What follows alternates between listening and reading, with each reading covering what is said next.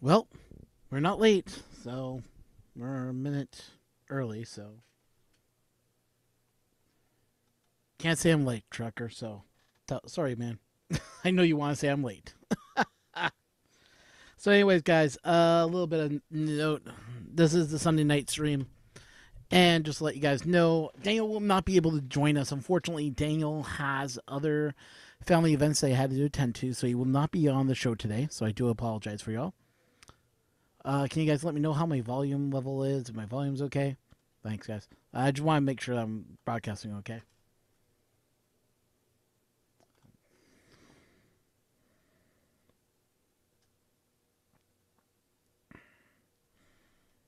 Okay, so I don't know what the volume is. Ah, well, we got more viewers, so hey, Minnesota Maker, 3D Printing Trucker, John Mack, and also Wiley 3D. How you all doing? Thanks for coming in. As I was saying earlier, Daniel will not be joining us tonight. Unfortunately, Daniel will not has some family appointments that he has to deal with. So I'm just going to get off with a few things that's happening with the show, get over some stuff that needs to be covered, and just get the ball rolling here. One, I am currently working on the CR10 to put on a new Fang. This is the new pet Fang that I found.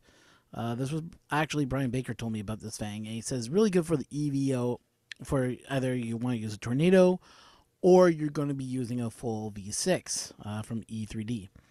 And what this Fang does, it allows air to be pushed down. Now, nice little thing about this Fang is it actually fits any of these type of fans. So these are 12 volts. You can get to 24 volts. If you watch the Mailbag Wednesday, I talk about these. And not a bad price. For two of them, it was like 13, 14 bucks Canadian. Things like $11 American. I think the 24 volts is just a tad bit more expensive, not by much. But this pushes the type of air that you want for your extruder. So just your simple everyday engine motor. Inside, the opposite side is the fans. And this thing runs quiet. I was actually really shocked at how loud this thing is. And what I love about it, just put it in, you fight with it just a tad bit, and then you press down. And then it just locks right in there. All you have to do is put your screws in. That's it. It fits in there nice and tight. It's a tight fit. It actually is hard to take it off after you've mounted it on here. So, yeah.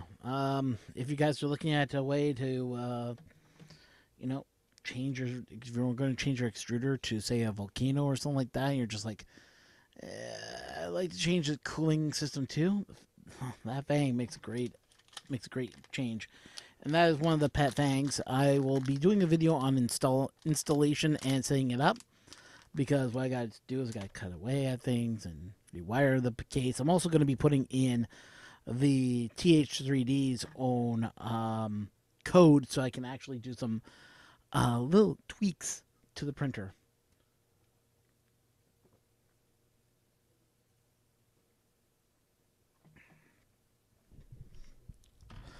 Also, on another note, why are you going to be upset about this? But yeah, for the next 2 weeks there will be no Saturday. There will be no Sunday night show. There will be no Sunday night stream after that. So for the next couple of weeks, there won't be a show. But I'm also looking at probably trashing the show, all in complete honesty. Why? It's a good question you may ask. Reason for it is the interaction and knowledge that takes us. Like, every time I do this, it's with me and Dangle, and that's it. And I'm not taking a break. I got events I got to cover. I got the well, let's see. Next Saturday is the Brampton this Brampton coverage I got to do for the Brampton Maker Fair. Then the Friday and Saturday, I'm helping a friend move from one house to her new house, so that's going to be a load. And yeah, but I'm looking at also rebranding the show, changing it around, doing some changes. Just taking the time and just I want to talk with Daniel. I gotta talk with John. I gotta talk with Brian, because all three of those guys now have been key helpers in this show. And it's something that I want to do is I want to change the show a little bit, change what we're doing here, and bring you guys more infotainment, I guess is the best word to put it.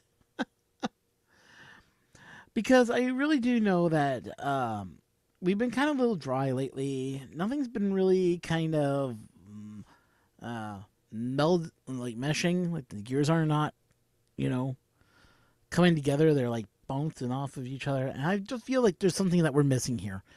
The reason I did this whole show was just to talk about 3D printing and, help you guys with your printer problems. But we've also been kind of not, clicking together, if you get my drift. It's not that we're strained on friendship. That's besides none of that. I just want to change the way the format is and look at a full format redo of the whole show. Taking it from beginning to the middle to the end. Have a set time, an end time, and anything else that we want to cover. And I think that's what's missing on this show is that we don't have anything set up and to be precise. Hey, John, thanks for jumping in. And I have a feeling that somehow that is not all clicking into the episode. And it's not that I don't like doing this. Don't get me wrong. I enjoy having this Sunday to be with you guys. But with me looking for work and the job that I may end up with, which is looking as a good possibility, I might be working Monday to Friday. I may have I may have some Sunday shifts. Which in turn, if I'm working that and I'm not off till about 9, 10, 11 o'clock at night, I come home, I'm going to be exhausted, and we're not going to have a show to do. So, yeah, that's another thing I got to look into. This job makes me work Sundays, and yeah, it is what it is. It's not that I don't like doing this show. It's just the way things are falling into place right now. Now, I know what you guys are saying. You can have Daniel do the show all the time. Granted. But that's if I get the job. Nothing's been set in stone yet, John. And that's the problem. And, if it does contain that I got to work every Sunday night, I may be working from 8 a.m. till 5 p.m. But after I get off of work, I'm going to be exhausted, tired, and not want to really be on the microphone and doing this type of work. It's not that and yeah, I know I can leave it up to Daniel to do it, granted. But what if Daniel doesn't want to do it every week? This is stuff we need to all hash out right now and figure out, has this run its course? Have we ended up in the point where we're just like going, ba-doom, ba-doom, boom, and hitting that wall? Now, granted, there are other ways we can get around this little fiasco. There is something called podcasting. If you guys aren't familiar with podcasts, definitely a podcast you guys should check out. I think they call themselves Today in 3D Printing. If you're like me, you got like an Android device, it's really easy to find their show. I recommend downloading a program. It is called Podcast Addicts. It's that little symbol right there. Just click on Podcast Addicts and look for 3D Printing Today. Way you would find them, you can find them in iTunes. If you have an iPhone, you already have the app. But if you don't have, say you have like an Android phone, you're like going, well, okay, fine. Now, how do I listen to this? Well, you go into your app, you hit this little button if you're downloading this program. So we'll just go into here. We'll try to find them. So I'm going to move this down a little bit. So yeah, you can see it.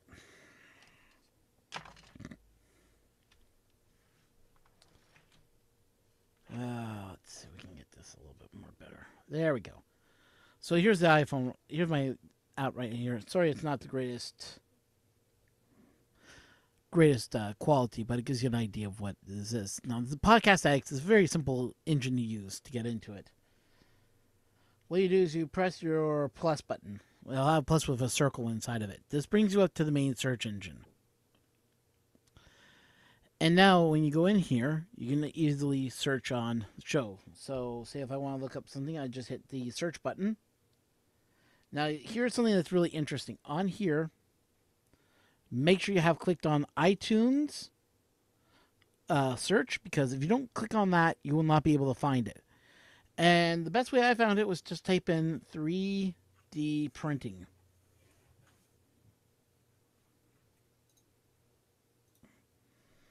Just let it search.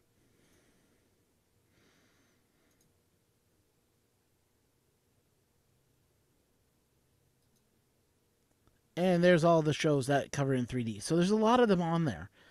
Now, a lot of them have kind of gone belly up. Let's see. Like the Fargo 3D print show, last episode was February 23rd. 3D printing podcast, May 2nd. They went 10 episodes. The Fargo went 20 episodes.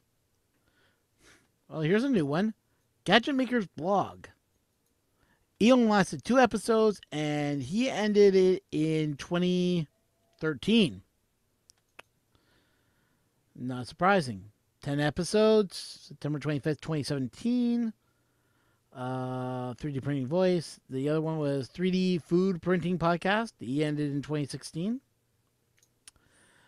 What the FFFFF 3D Printing Podcast. He went 200 episodes. So he ended on May 4th of 2016. You know, the only one I can see that's still running to this day is... No, my mistake.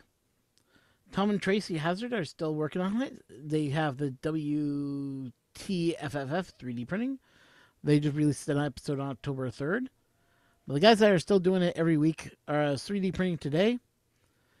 And guys, if you want to make a shout out to those guys, let them know that you found out how to find them on, with our show. Let them know that, because I've been trying to get these guys on, and their line is, well, we don't really talk to, people, and, we're not interested in interviews or anything like that. And I think they're missing a very, very, very big opportunity here.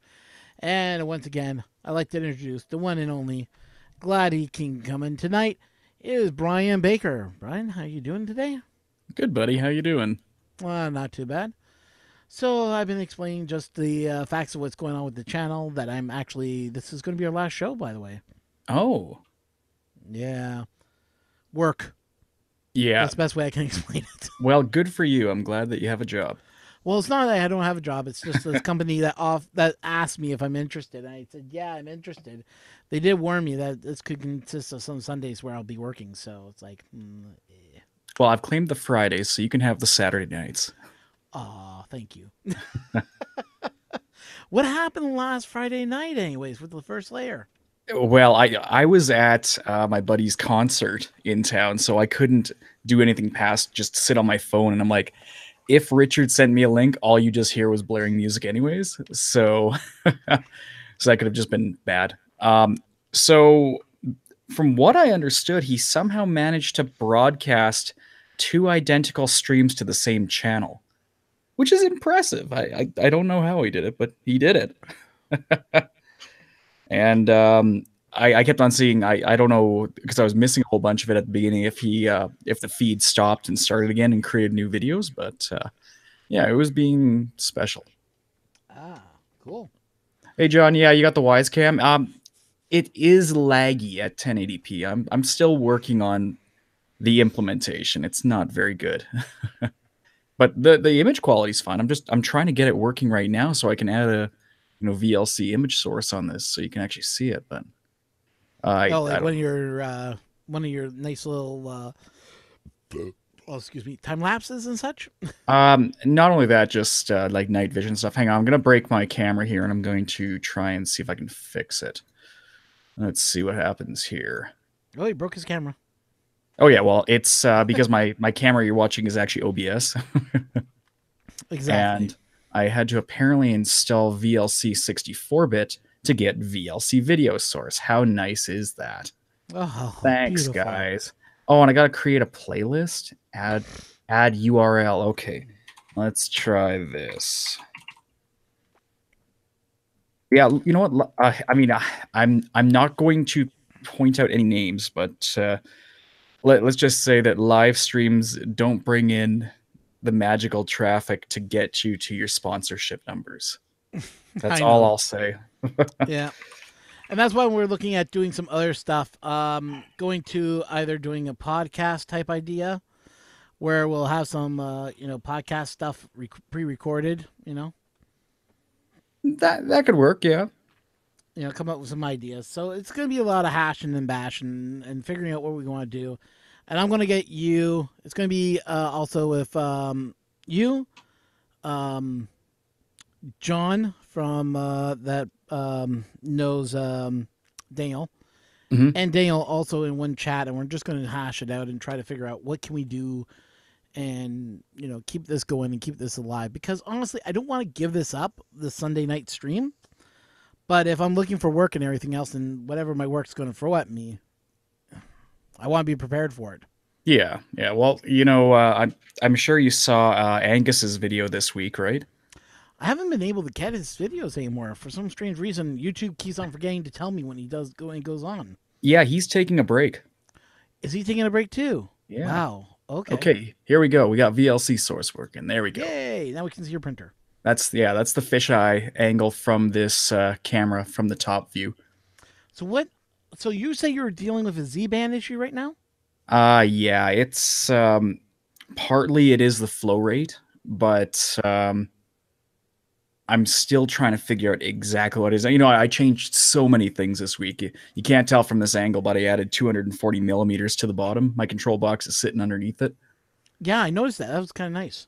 Yeah, yeah. Well, I spent about 150 bucks at Spool 3D and just had Derek cut up all the aluminum. I was just eyeballing it. I'm just like, it's this size by this size, and it worked out. So Mm. Now you're running that on linear rails, the bed. yes. Nice. Yeah, and we published the video on Linear Rails this week with the link to my Thingiverse, but we hit the wrong button. I think we accidentally deleted it, so that will be republished tomorrow. In the meantime, I can give you guys, if you're ever interested, the Thingiverse item there. If you want to put Linear Rails in your CR10, I documented it terribly, but it works. Let's see where we at here. That is a CR10 red. It's just a heavily modified CR10. Well, let me go bring that up here for us so we can all see it. There we go. So there it is right there, the linear rail system. So it's just one piece that I got to print out and then attach the rails to it, correct? Yeah, just the plate. It's MGN 15H, so they're I think the bolts are 25 by 25 separated on there, and I think it's just M3s. Just make sure you use Loctite blue so it holds it in place, and it's fully reversible to the wheels if you don't like it, but it's working well for me. So Oh, that worked because I just bought a whole set of these. Let me go back to my video. oh boy, yeah, I keep buying those kits on Amazon. Yep, they had M2s, M3s, and M2, M3s, and M4s on sale. So I just said, why? Nice. Yeah, Mm. exactly. And then you have that one project that needs the 35 millimeter ones, and you got to buy a big M3 kit like I did. Yeah, So I've got a always. lifetime supply of screws now. It's always like that. You always find a use for, it's like, oh shoot, I'm out of choose. Oh well, on Amazon. A red Bye. light. This is actually only the 300 by 300 by 400. I actually haven't even increased the build volume. It's just literally braced like no tomorrow. See, I thought with all that rails, you would actually make it try to go higher. I will eventually. I mean, I got to get this thing dialed in first, and I'm gonna build another printer soon, which will be a little bigger. So What are you looking at building? Like a 700 by 700 by 700? no, for the show we're gonna do a 500 by 500 by 1000. Nice. Is it going Yeah, to be Core XY or are you looking at it's a Core FMD? XY variant. Oh, Yeah. okay. Are you going with the T-bot design? Are you going with a T-bot? Or are you going to go on a more of a MakerBot design, like an H-bot?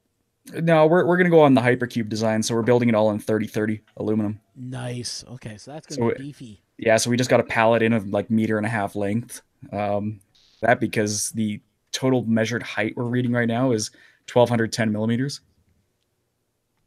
So it's a little tall, A little tall? just a little. Yeah, That's a little, oh boy. Yeah, yeah, no, I'm yeah, looking at, for me, if I'm going to build Core XY, I'm going to go maybe, I'm thinking 250 by 250 by height of 300. yeah. That's what my personal one's gonna be because I was pricing it out this week. The biggest thing about that design is not so much just the calculations, but figuring out the most cost-effective way to order your like, extruded aluminum. Well, I figured also with the amount that I'm going to be building and the costs of everything, it's not just the cost. It's just what do I print that fits that bed? Like a 500 my CR10. Not much. Yeah, and that's the thing, right? The one I'm gonna build, it's actually a little smaller than my CR10, but I can enclose it and I can do ABS again. Yeah, and that's what I'm looking at too, is to make this enclosable. So when I looked at like when I was looking at the printable spools that Spool 3D does, and like this one from Filament.ca, Mhm. they're only at 240, so really a 250 bed will support it. So Yeah, exactly. You why could do I need probably anything bigger? you could even scale out your like an Ender 3 and meet that build volume. Exactly. And I just thought to myself, well, what a 220 versus a 250 bed? There's a difference of about, I think it was like $20. Yeah, it's pretty nominal. See, when you go above 300, then it gets super messy. Oh I'm trying to yeah. remember that brand, that real premium brand of silicon heated beds. It'd be kind of interesting if you can take not just one, but take Hmm? four 250 beds and attach them all together with one big brick. Right. So each one's a block. Yeah. But the problem would be how you would heat them and keep them at the optional heat that you want all Oh, it gets messy. four at. Yeah, Yeah. Kinovo, John. Yeah, you're right. I was just pulling up the Kinovo. So, to give you an idea, the Kinovo beds are the 500 by 500 is the only one I've seen that actually is a full 500 to cover that bed. And that thing has its own separate power controller. So you set the bed temperature on a separate controller and never set it on the firmware. And that thing draws 1300 watts, just the heater. That's a lot of power. Oh, yeah. That's kind of scary in a lot of ways too when you think about it. Oh, yeah. That's a lot of juice going through there. Hmm. By the way, I like your little first layer icon you have up there. Yeah, Haha. Nice I branding. threw. Yeah, I got to do something, right? Yeah.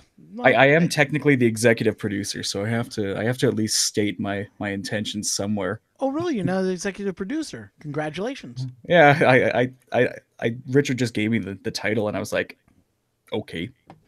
They'll Yeah. probably smack me and be like, now you're back to associate. Well, I've had Rover a couple times speak up saying, "Hey, make Ron a mod. Make Ron a mod." Like, going, Yeah, yeah, I yeah. don't need the I you don't to even become need the to be a mod. mod. I mean, the Yeah. the only time I've seen the need for a mod was I was watching, Lewis Rossman, the guy who does all the Apple Yeah. repairs. Yeah, I was watching his live stream the other night, and he had one of those things that pops up on the screen with anything that people type into super chat. And so this guy just kept on sending messages about getting spanked in school and everything like that. And he's just like, Like he wasn't even prepared to deal with that. But luckily, the only people that paid in a super chat on our channel is me, just to make sure it's working. Yeah.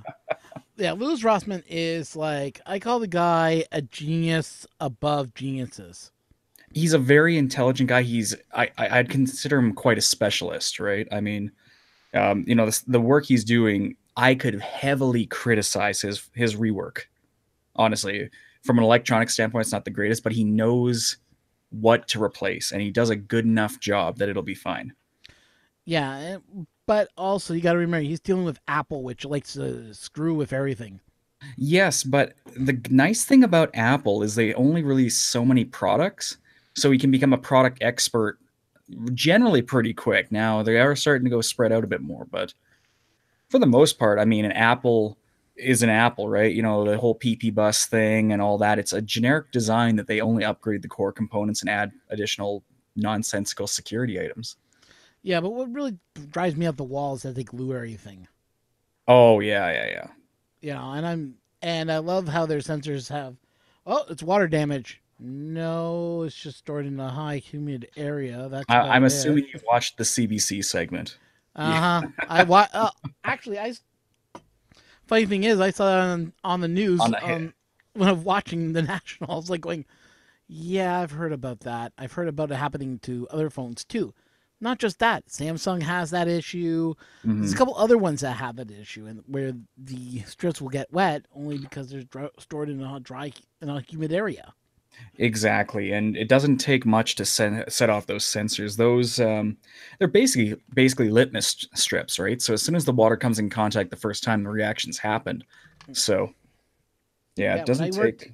cause I worked in food services as a cook.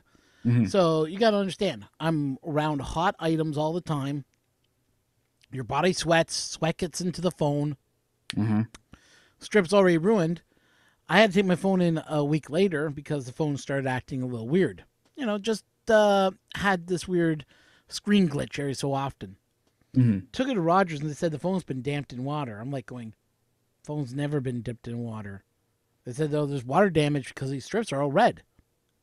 Yeah, they over accent or over exaggerate the whole thing. I mean, the water strips, I get why they're there. It is for the sake of a liability thing, but it's just really to get them out of it. And the worst part was that wasn't even the reason that it was they were charging $1,200, right? They said, and that's a fair thing from a warranty standpoint, and I'll get some flack from that. But if those sensors are red, they cannot let it leave the shop without replacing the whole board with a fresh set to say the machine was working when they left, Yeah. right? What I don't get is the cost estimates for all the other things they stated would have to be replaced, right? If they said put in a new main board, in a sense, that probably would have fixed it because they'd be like, oh yeah, main board and LCD ribbon, that's fine. But they went way too far. $1,200 Canadian. That thing wasn't even worth 900, right? Yeah. And with that pin being bent the way it was, that was a result of someone tampering with it. Like with chip creep, it might be hanging out a little bit, but I'm betting they pulled it out to look at it, shoved it back in, and said the computer doesn't work. Yeah. That's basically what happens in the. I've worked in tech support, and we used to get like laptops in all the time. I myself was not allowed to work on them because I didn't have my A plus certification. I was allowed to work on any of the desktops, but laptops, no, no, no, because they want to make sure the laptops don't get screwed around with. Yeah, They trusted me enough that they wanted me to work on the computers themselves, and I was working towards my A plus, so they didn't care. right. Granted, worked for Future Shop out in the open. Oh, I'm so sorry. Oh well, no, I, we I had lots of I fun at least I at least tech worked at support. Staples, so I had my own little secret room in the back. So Well, that's what we had. We had a guy that was doing water cooling, doing a water cool build inside our mm. shop. So Oh yeah, all of us are like, going, "Ooh, water cooling, yeah, yeah. you know." Back when it was Well, like some kind of taboo thing, I remember that. yeah, well, we had the guy bring it in, and we overclocked that machine like no tomorrow. Oh yeah, It's a core. It was a quad four. Quad was it? Was it it was probably core those four? Q9600s or whatever, the Core 2 quads. Yes. That's it. Yeah, the smokers. Yeah, we had that thing up to like I think 3.2 gigahertz, and we are just like going, more. Can we get it more? And yeah, no. Well, we had 3.2. We just kind of went, okay, that's it. No, we shouldn't bugger up his system. Yep. But it was but we had this laptop come in, and I wasn't allowed to touch it. I just said, okay, laptops. I know I'm not allowed to touch. We opened this thing up, and I swear to you, I've not seen anything so disgusting in my life. The thing had like everything clogged in the fans, everything else. And he said, "Yeah, I went to da da. They were going to charge me $500 to clear Hmm. to get this all cleaned up." And we were looking at it, we are like going, they wanted, and the report was that his CPU is burnt out. He'd have to replace the CPU. Hmm. His fans were damaged, so that he would have to replace the fans. And they want to charge $500. They want to charge him $1,600 to do all that. Ouch. I just took a can of air, blew out everything. We powered it Hmm. back on. Everything was running perfectly. Oh yeah. Ran a full stress test to see if I can stress it, the processor to no end, and it was still staying cool. Hmm. We bought it's just like, yeah, no, it's fixed. Charged him about like $10. That's it. Yeah. And it was my first learning experience on the thing. But he's like going, and we looked at the place where it came from. I'm not going to name names because it was a joke and a half.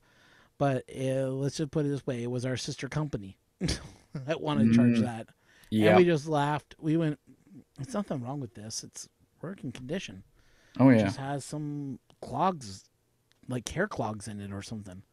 Yep. But That's how they get you. And, yeah, there's a lot of people that are willing to pay that. That's what scares me. And Apple fans are the worst. oh, they are, and they back Apple like they're the godsends of the world. Yeah, I was just reading earlier about Hackintoshing because if you didn't see Lewis's feed, I asked him, I'm like, what are your thoughts on Hackintoshes? Because I don't know, I just felt like maybe having one around the house. It's not as easy as it used to be, but it's still doable. Yeah. So what you got drying in your dryer? Hmm? I can see something in the your little dryer over there for drying out filament. Oh, that's just got a spool of filaments.ca red from that bad batch there. It's just kind of sat in there since. I still have to send them an email to see how they're compensating people because I'm running one from that batch right now of the gray, and I've got four more boxes of it that I Oh haven't tested. no. Yeah, and it's because I'm not going to be able to test this for like 3 months. So, Yeah, I know. It and I saw they sucks. they fire saled the rest of it for like 8.95, which was I was like, no, I do not need any more filament for a while. No, no, no, no, no, no. I was tempted to jump on that, but I went, you know what?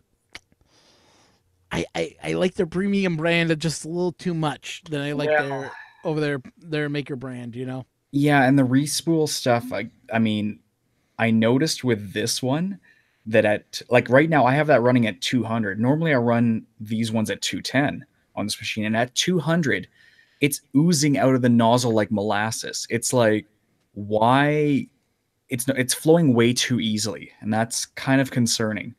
So I don't know.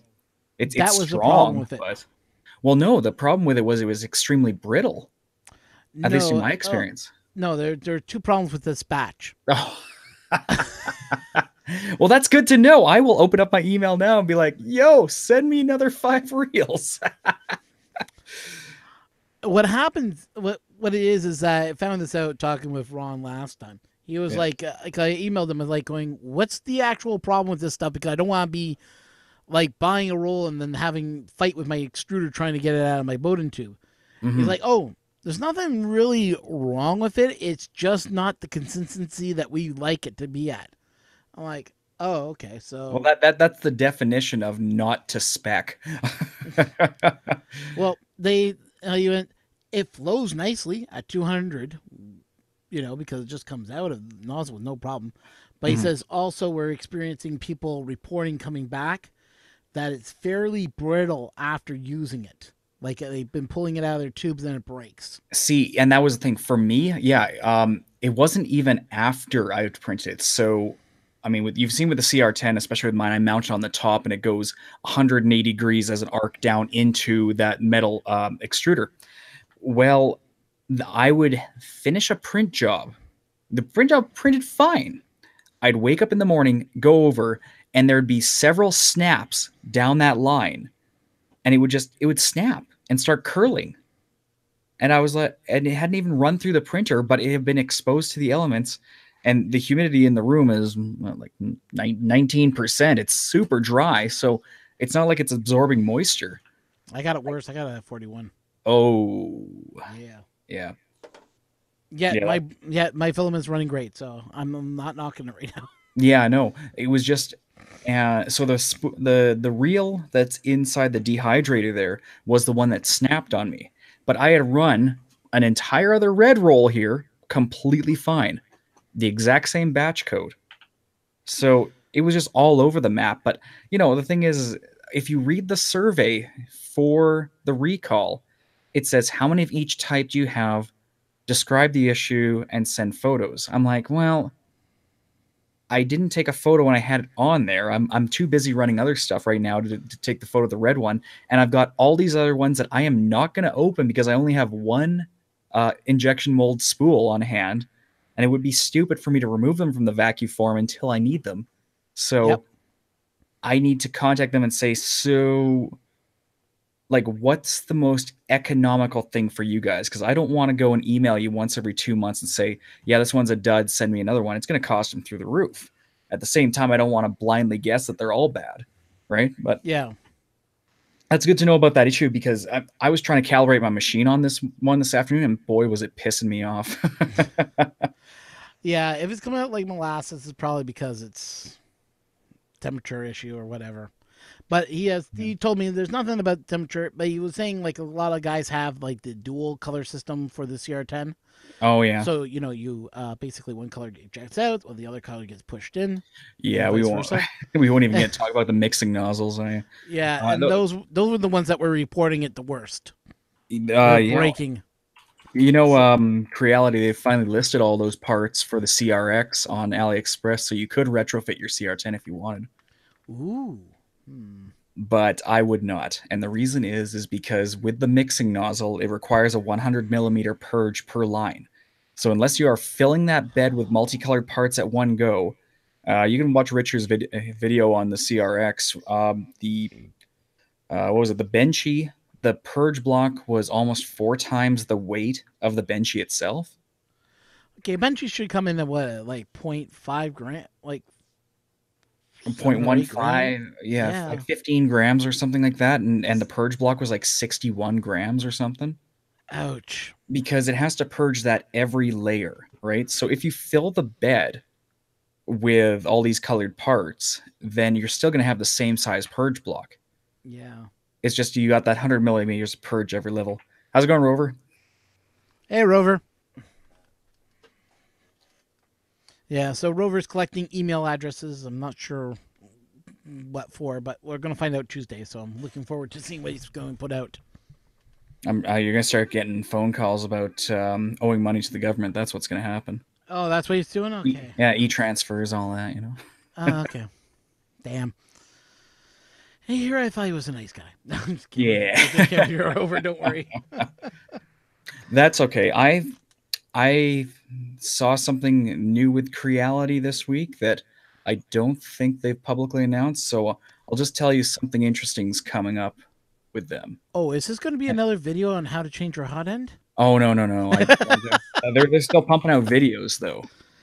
Oh, Um, boy. you know Have what? you I haven't seen even any? looked at their channel in the past few days because let's Well, you see. guys have been busy with the first layers and that weird Yeah, YouTube issue. I was trying to get that, and I was trying to get a bunch of content built up because I'm going back to work tomorrow too. So Oh, congratulations.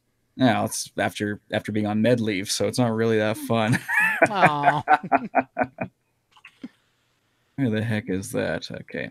Oh yeah, yeah. Creality dropped a video 3 days ago on how to flash your firmware on the CR10 that involves you magically having an SPI program or ISP programmer on hand. It doesn't explain any of the Arduino methods, and involves using some really sketchy Chinese software. Like Really? the whole software interface is just like, go click on the swirly icon, then click on this, and it's like, yeah, no, I think I'm gonna stick with the Arduino bootloader and all that fun for now. Yeah, I want to have some fun with Daniel because I want to show him those videos on, that Creality puts out, the how to do your You're hot gonna end become a and everything reaction else. channel, aren't you? We're gonna do a couple reaction videos. Daniel reacts to Creality videos. You gotta admit though, the face expressions we'll get out of him is gonna be like, Oh yeah, it's just a okay, blank stare. what did I just see? Okay. You know what's funny is, Are have you ever been to Creality's actual Chinese website, like not the English website? No, I have not been to their They've Chinese got website. way more printers Really? than what I've seen out here. I wonder if they're meant for the UK and other countries. No, no, this is if you click on the English one, it takes you to the creality3d.cn. I'll post a link for you in the group chat here Okay. on the inside, and you can take a look at this. There's a whole bunch of printers that you've never seen in. They also they started rebranding whatever the brand Sunlu is branding for 3D pens too. So they've got a Creality 3D pen. They've also got 3 different types of 3D scanners that I've never heard about. Okay, I'm having issues trying to go to their website. Let me just try that again. Doom. It's not pulling up. What the hey? Try just going to that cxsw3d.com. That's a real tongue twister. Yeah, that's what I'm doing. I'm just wiping out the rest of it. Let's see. Did I? Wow, is it going slow? Yeah, it's not. Well, I mean, it's halfway around the world. I don't anticipate we have a high-speed connection over to over there. China? Yeah, probably Yeah. not. As it's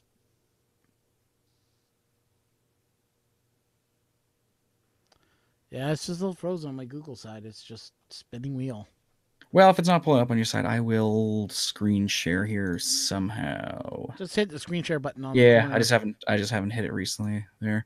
Okay, so first of all, they have an Ender 3S, not Yeah, to be it's supposed confused to with be the the Pro, I think. no, this is different from the Pro. Oh, okay. Because the Ender 3 Pro is actually branded the Ender 3 Pro, not to be confused with the Ender 3X, not to be confused with everything else. You've heard of the resin printer, the LD001, which is the one that I think only Naomi's reviewed, and that wasn't really much of a review. But they've got 3 3D scanners, an industrial DLP one there, which all their prices aren't posted on the site, but I mean, these are big machines. What else we got? So we've got more resin curing ones, the CR5S, the CR3040, the Ender 3S, 4026, CR2020, which we've seen, the Mini, which we've seen, CR9, I've never seen that one, the CR5060, CR8S, CR5. And this is just their like, they've got separate educational 3D printers. So they've got another giant resin one, CT5080, which is That I would like to get my dirty hands on to try. what, this Is one it here? Yeah. This one comes on a cart, man. Look, Oh, it's it's got on a casters at card. the Oh, bottom. never mind. This thing here. Let's see what they say for a build volume. 500 by 500 by 800. Yeah, I think I'll be passing on that one. Yeah. No, So they had a small version of that, like say 200 by 200. Sorry, 250 by 250 by 250. I'd definitely go after that. and then they've got Has the right apparently a enclosure. bunch of talented post processed works. So they're selling figures. They're selling bootleg figures. Okay. Oh, Jesus. So I Yeah, guess those are they're selling from, services to what paint. do you call it? Well, that one's from Overwatch. Overwatch, yeah. There's a couple more Overwatch again. Overwatch ones there. Yeah, it's kind of funny. The deeper you dig into this website, the more kind of infringing I found, which whatever. Apparently that's not really an issue over there. But you go to their video zone and they've got some like Christmas interviews, factory interviews. It's kind of cool to watch them. But all the videos were dated yesterday or August of this year, and yet they were published in like 2016 on their actual website because they're using their own YouTube whatever it is over in China. It's let's see if I can actually get it up. Or am I gonna have to use? Yeah, they're like, oh, you have to have cookies to watch a video. Yeah, no, thank you, China. Yeah, we don't need no Chinese fortune cookies. Yeah, exactly. Also, you get stuck in a bunch of really weird ads. Like I got stuck in a loop for like I think it was a cooking show for like 4 of the same videos in a row. It's a really confusing Oh thing. boy.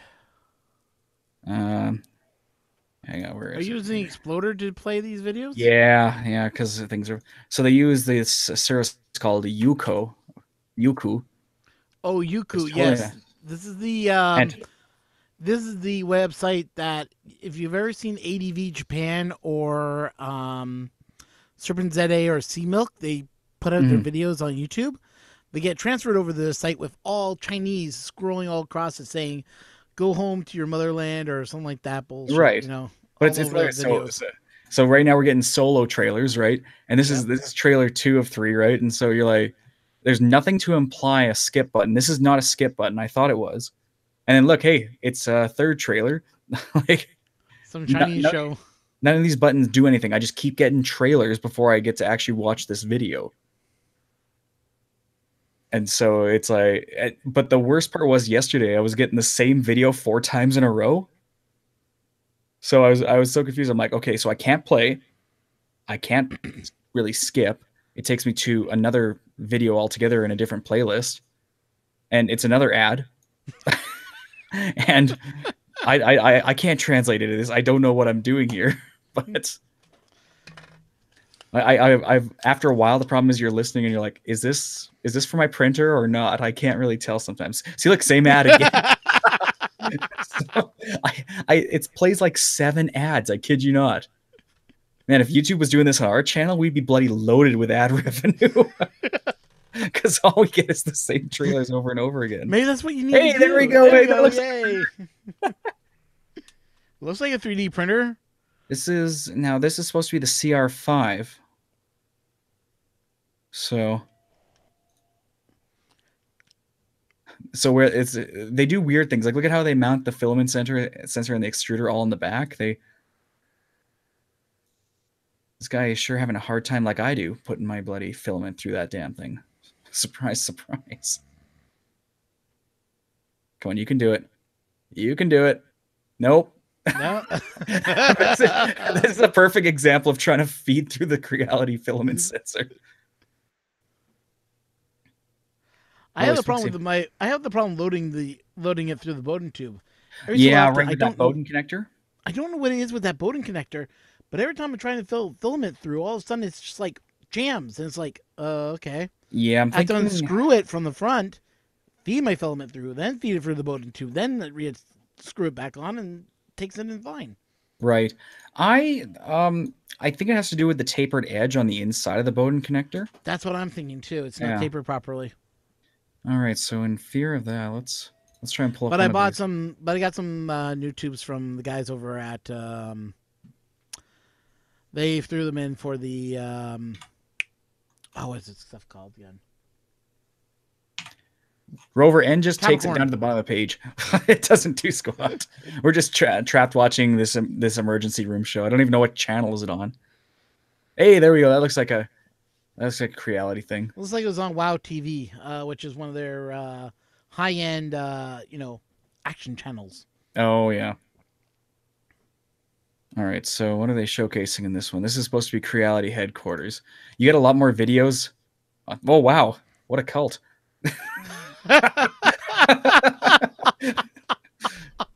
I got to go back. I got to see how that led in there because I'm curious. That's sort of reality. To like, hey, check out our company. Welcome to the Chinese cult. Yeah. Nope. It goes right it goes right to them. Right to they're not even smiling about it. I feel kind of bad. They're hired actors. That's why. Let's see. Again, all right. So here's their factory. Oh wow, it's just like that old. It's an assembly line, just like what was that? Green conveyor belts. Yeah, I Love Lucy. That's what it is. You ever seen that I Love Lucy thing with her working on the bell with Yep. the chocolates? Yep. Yeah. Oh, you want to hear something funny? Their What's that? PLA. Yeah. If you get another CR10, check it out because I ran that PLA through my printer Hmm. to print the cat. It stunk to high heaven. I think it's CC Tree. They said it is. Is it CC Tree? Okay. Yeah, I think they're using CC Tree now. Okay, because whatever this filament was, it smelled like ABS, but Ugh. printed like PLA. It was like, oh, it was terrible stuff. Here you go. Here's how they treat your printer. Just, hey, here's your QA. Let's see how your printer works. See, this is why they're loose when they ship them to you. That's why your bed's Jesus. always loose. Let me show you. We can throw it around. It'll still be okay. Oh man, that was the glass side. Oh boy. Oh crap, they're scary. Yeah. So one falls off the truck. Don't blame us. It's not broken. Oh, look It at that can't get broken. palletizing. That thing's gonna split. Yeah. Yeah, they've got some interesting videos on their YouTube channel or on this Yuko, including I think the video review for the CR10S they actually stole from Tiny Machines. They just Oh rehosted it. no. Yeah, I wasn't very impressed with that. Wonder if this was that guy that they hired off the street that looked like he was half hungover. Wouldn't surprise me. And there we go back to the ads Back again. to solo trailers, yeah. Which I love the fact if you watch closely on this, not this one, but the other one they play on this channel. Oh, there you go. They're blurring out the for pre-release info only. It looks like the trailer was actually ripped from a Yeah, screener. Yeah, it does look like that. yeah. And some others show that we've never seen before. Nope. So This is this a new airs ad. on the 12th. Yep. So this just aired a couple days ago. Oh yeah. Yeah. But it seems like Yuku actually goes and like recodes all the videos too, Oh, so it like we're puts going their own back brand. to Han Back Solo to again. solo again. Yeah.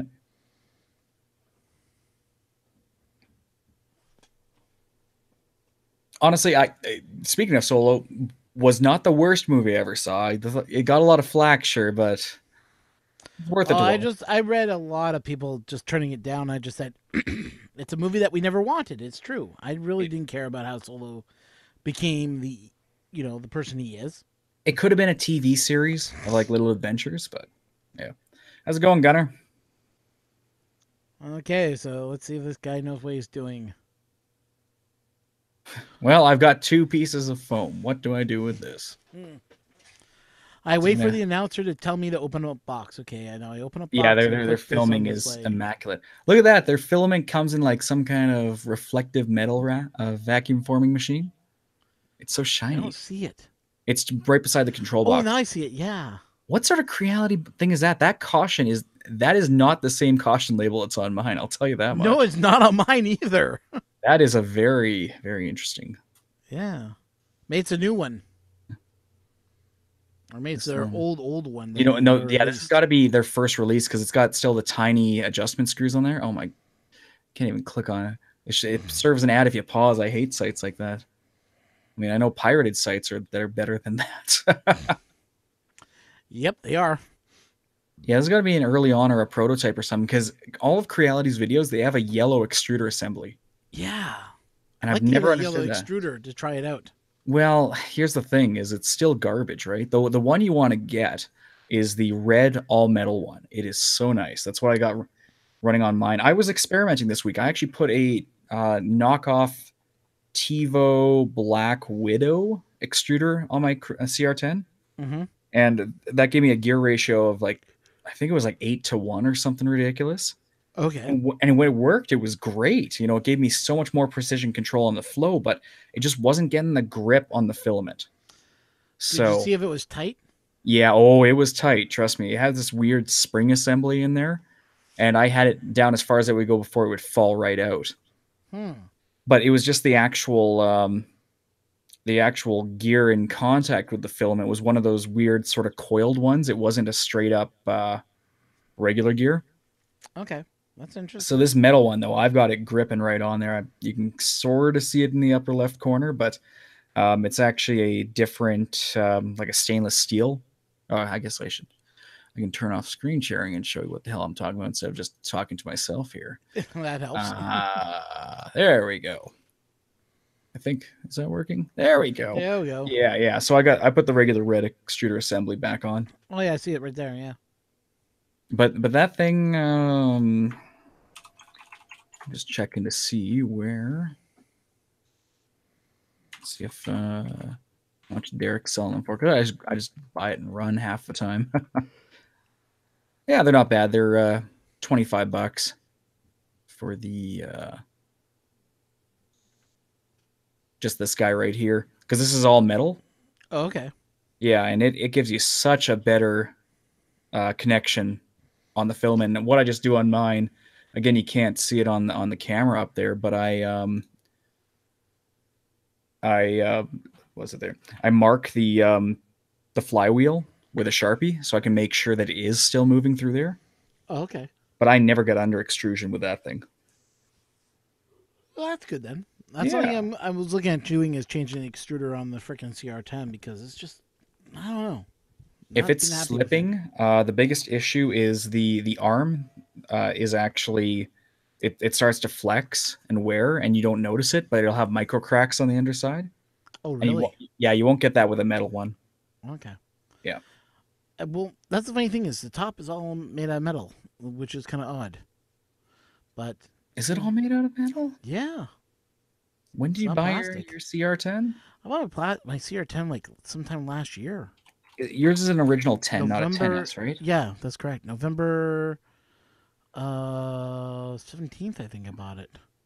Really? I got off a Banggood at a really good low price. You know, GearBest right now has the original CR10 right now for Canadian 475. I still paid less than that. I know. Yeah, it's I they're charging paid what? $118 shipping. Ugh. I paid $4.25. Not bad. Yeah, $4.25 on Banggood. It was cheaper than any other website. And yours is not like a hick top or anything like that? Nope. Really? Huh. Let me go look at Banggood. I haven't been on this site in a few weeks. I bought something. Banggood hasn't had any good pricing lately, but when I bought mine, they had it like a low, super stupid price. It was like a So I flash thought- sale thing or something. Well, it was just after the stupid Black Friday. I found it. Yeah. Well, I mean, I can get. Let's see here. Let's see. Right now, okay, that's for the 10 mini. No, I don't want to save another $3 off of anything. CR10 original right now with 200 grams of filament from China. I'm looking at 542 Canadian.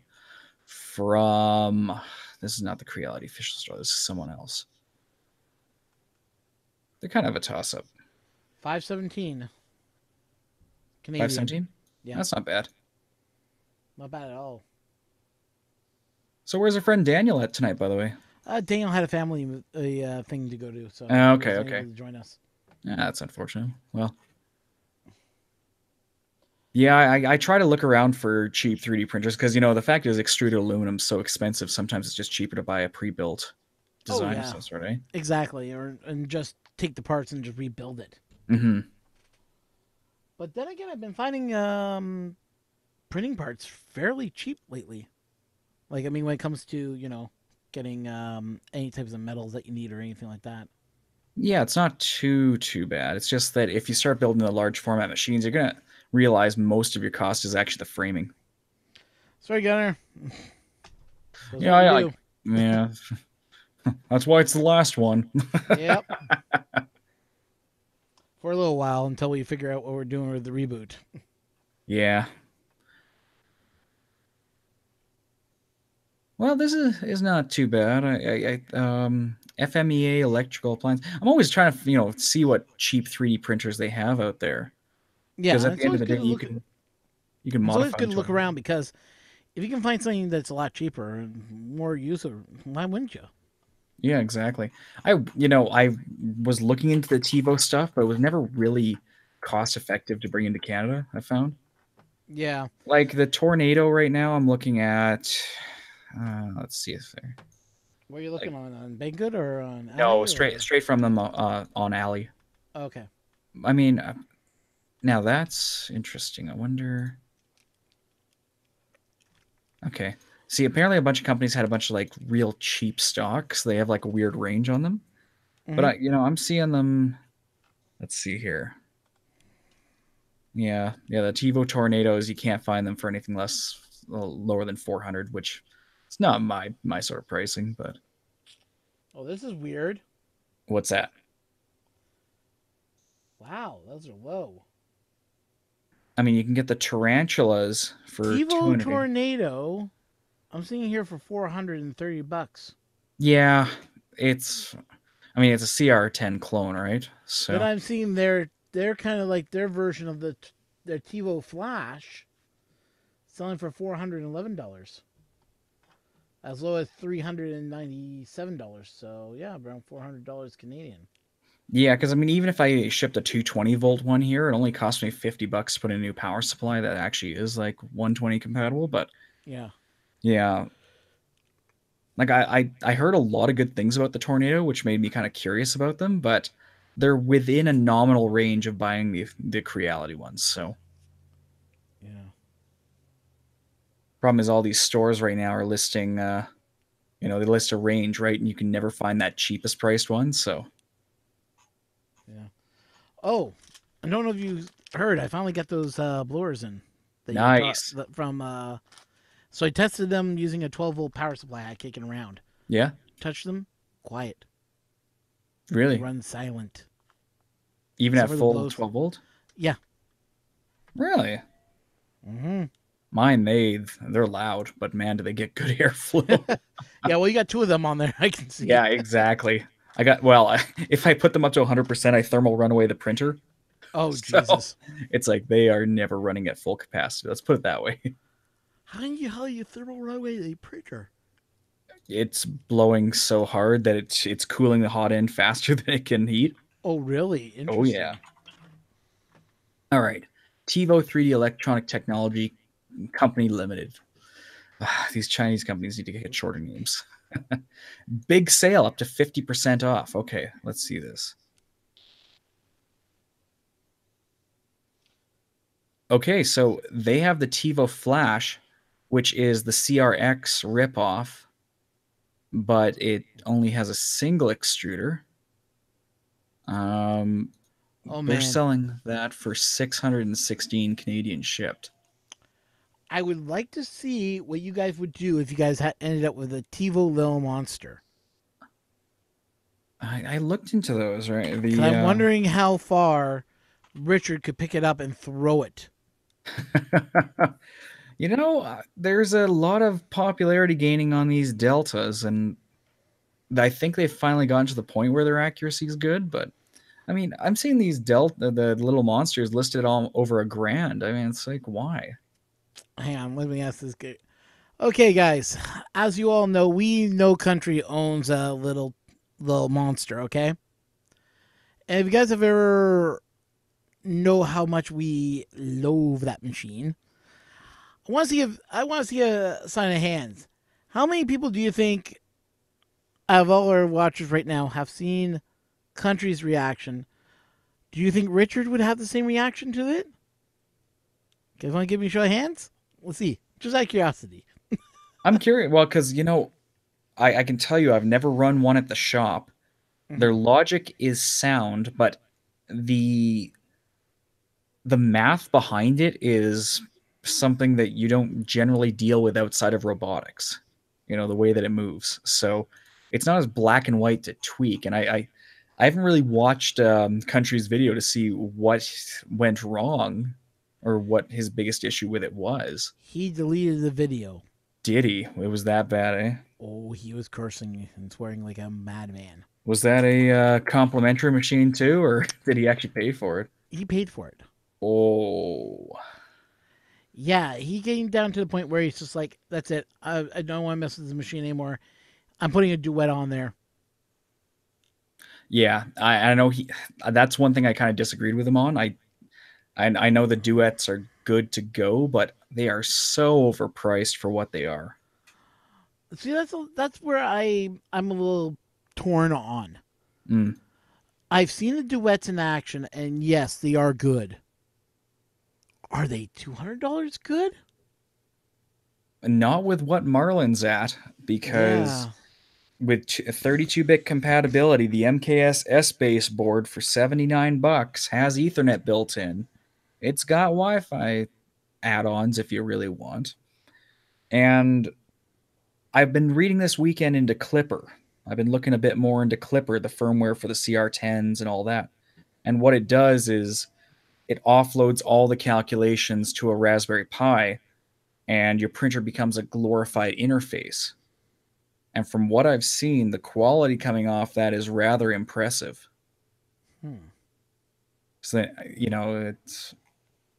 it's an emerging market. I didn't read too deep into how it operates, so I don't want to start messing with it while I'm trying to dial in Marlin 2.0. But Yeah, you're still dialing in that 2.0, aren't you? yeah, I've been talking with Scott on Discord quite a few nights there, because as they're kind of dropping features left, right, and center without much tweaking. So uh, there was an EEPROM issue that he was like, well, we've been offsetting this by 100 bytes for a while. Let's just get rid of that. And all of a sudden, on every reboot, I was losing all my settings. Oh, So Jesus. So Ouch. I was trying to reverse diagnose that, and it wasn't until I was reading each commit to that file between when I last downloaded it and when I current downloaded it. And it's like, huh, well, I can change back this setting and test it, and that seemed to Boom, it fix it. worked. Yeah.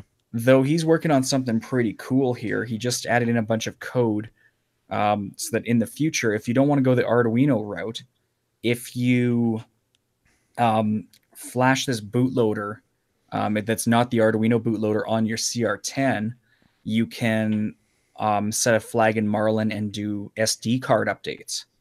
Ooh. So it's been tested and proven on the CR10 that it's working. So I want to see where that's going, because number one, every time I have to do a firmware update, I have to run a computer over to my printer right now. And number two, when you put on a bootloader on your printer that checks for updates via flag in memory versus the serial port, every time you disconnect and reconnect a serial device, it will not reboot your printer.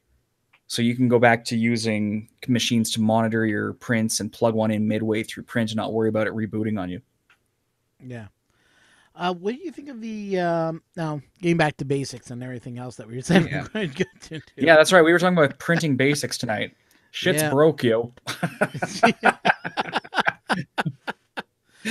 Well, one of the basics that I think everybody misses on, and I'm guilty of it, and I think we're all guilty of this, is when we think something's not printing right, we think everything else but the basic leveling.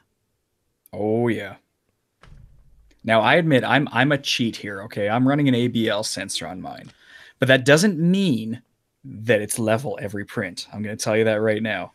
Mm-hmm. There's actually an issue with the firmware, because normally the best possible way, when you have a sensor that can have a dynamic range on it, the solution is multiple samples and average the number. Now, my printer, it does multiple samples on all the points to check all the bed leveling, but when it does the initial home command, there's a limitation in the firmware that right now you cannot do multiple checks, average it, and do the offset. What? Yeah, it's something within Marlin. I was chatting with them about that, and I may try to implement it myself. I have to see how that logic works. But as it stands right now, I have to baby step my print at the beginning of every single print job to make sure I'm at the right layer height. And then after that, the entire print is level. Yeah. And I've learned this like when I got a print that just won't print, and I gotta go to Raft, for this Fang. Like Yeah. everybody was complaining, oh, it looks like it's too high. I'm like, it was level. I leveled that bed 5 times before I printed this out. Rafts are a different art within themselves. They are a great way to deal with an imbalanced bed Yes. because they will absorb all the issues. Mm-hmm. But there's a lot of complicated things too, because a raft, at the end of the day, your first base layer under the raft is essentially a bridge, Yep. a bunch of little Well, bridges. So your settings have to be perfectly dialed in to handle that bridging on that first layer, or you're just going to have a terrible time. And that was the thing is I did this on the raft because once I printed out the benchy and that was sick flat. Oh yeah. Like that's what you want. You want a sick, really good flat surface. If you're getting that, you have good adhesion on your bed. Your bed is basically flat as can be. I mean, you can see here, like there's maybe a little bit up here. It doesn't look just right. And that But could other than be also that, just some warping, you know, that might exactly. not even be the actual leveling. But But leveling is huge, yeah, you if know. you don't get that first layer and your first layer is not right, kiss your print goodbye. I mean, it's literally the catchphrase of our show, and it's for a reason. I mean, you could have the best printer in the world, but if that first layer is garbage, you know, I make it a habit to actually watch my entire first layer go and wait for my second layer to kick in and see it binding, and then I can say it's good from there on out for the most part. Yeah, I like to give it a little. I like to walk away for a few seconds because 9 out of 10 times I usually have to go to the washroom. But Yeah, yeah, I hear you. You're just like compile, compile, compile, save, save, save, run. What do you yep. mean you need 6 minutes to preheat? Come on, come on. That's that's usually like the first 10 minutes of my print job. What do you mean it's going to take 4 more minutes? Ah, come on. Yep, yep. That's though mine is heating a little bit quicker due to something very controversial I did this weekend. Oh no. I overvolted my CR10. Ooh, that's She's not not good. running she's not running on 12 volts, she's running on 13.4. Well, that's not too bad. It's not, and so far from what I've seen, the results have been excellent. Now my power supply, I got to keep an eye on it because it is running a little bit warmer, that control box, than I remember it. But Did you cut out the fan grade in there? no, I haven't. But the other thing too is that control box itself sits quite flat to the table, so I got to prop it up and give it some flow there too. Yeah. Plus Richard is cursed. The moment I took my printer into that shop, the fan started rumbling. Oh. That and that and we had a fun day with the CR or with his Ender 3. Oh no, what happened to the Ender 3?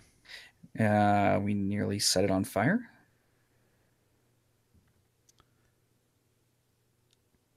Now, I shouldn't say we nearly set it on fire. It nearly set We? itself on fire. Okay, I came into the shop because Richard was doing a test print, and I Uh-huh. step into the studio, and the first thing I smell is the smell of burning ICs. I'm like, what is Oh. that smell? I look over at his printer. It's printing fine. It's printing some PLA. It's all laying flat. It's not doing anything weird. I'm like, that's weird.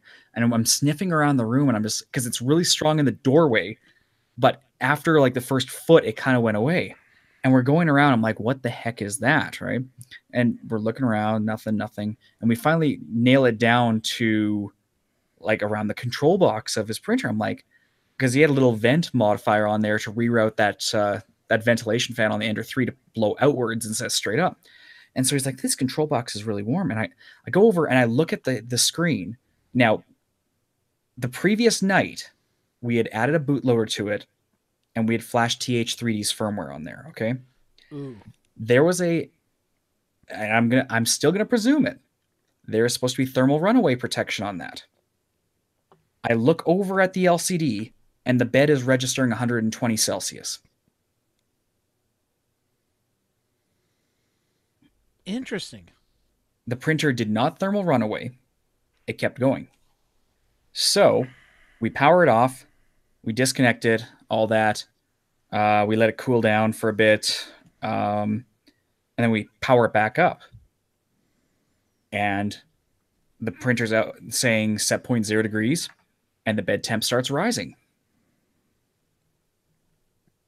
Huh. So what we figure is the MOSFET failed for the bed, and the way the Creality 1.1.3 board is designed, and pretty much how most printers are designed actually, is even if you had a thermal runaway on your main board and it shut off all the outputs, if your MOSFET has failed in a closed position, that 12 volts or 24 volts in this case off your power supply is going to flow straight through to your bed and continue to do so until something melts. So what is called? Oh, that's weird. Okay, so electronic boring 101 is unlike a relay, a MOSFET is still just a piece of silicon and it can be fused into a locked position, right? Correct. And from what we have gathered, there has been an abnormally high rate, and to which I will say I have had a couple of emails go out as a result of it. A high rate of failure on these Ender 3 main boards Are you with these seeing that FETs. in the store or? That's what they, when I brought it up when we brought it up with them, it sounds like they have had several warranty repairs on these boards or several warranty swaps. So So it's a CR10. So it's a CR Ender 3 issue.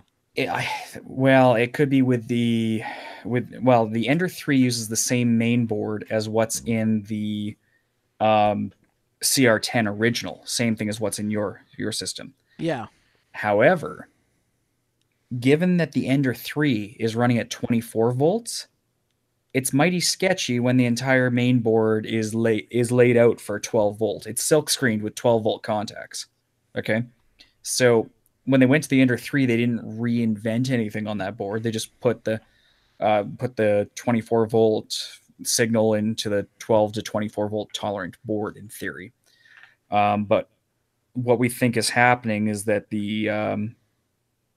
what was it? So we were talking with someone who said the configuration on that board specifically has the one of the circulations fan run in only one circumstance, and because that's in line with the bed, I think they said it was that it doesn't always effectively cool those FETs. And the fact is, 24 volts going to the bed is going to be bit more heat on that FET versus a 12-volt implementation.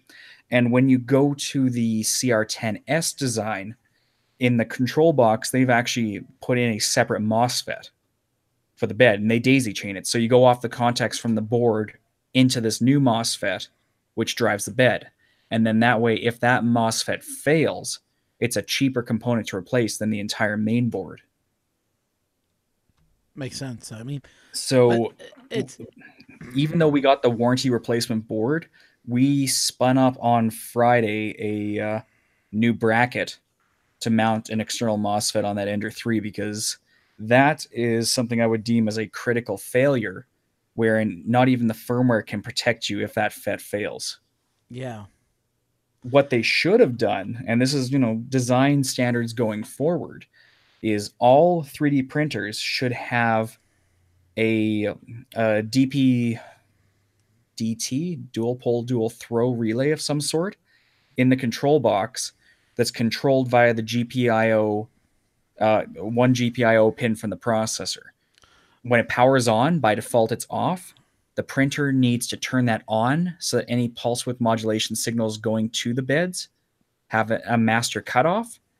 And if that processor freezes or fails, when all the outputs drop, it'll drop the contact and kill that power loop, like physical disconnected.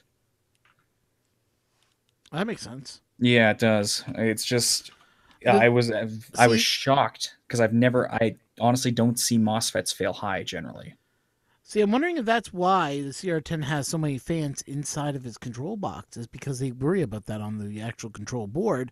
Where when they have the Ender 3, because it's such an open area, they just go, it with air cooling, it'll work.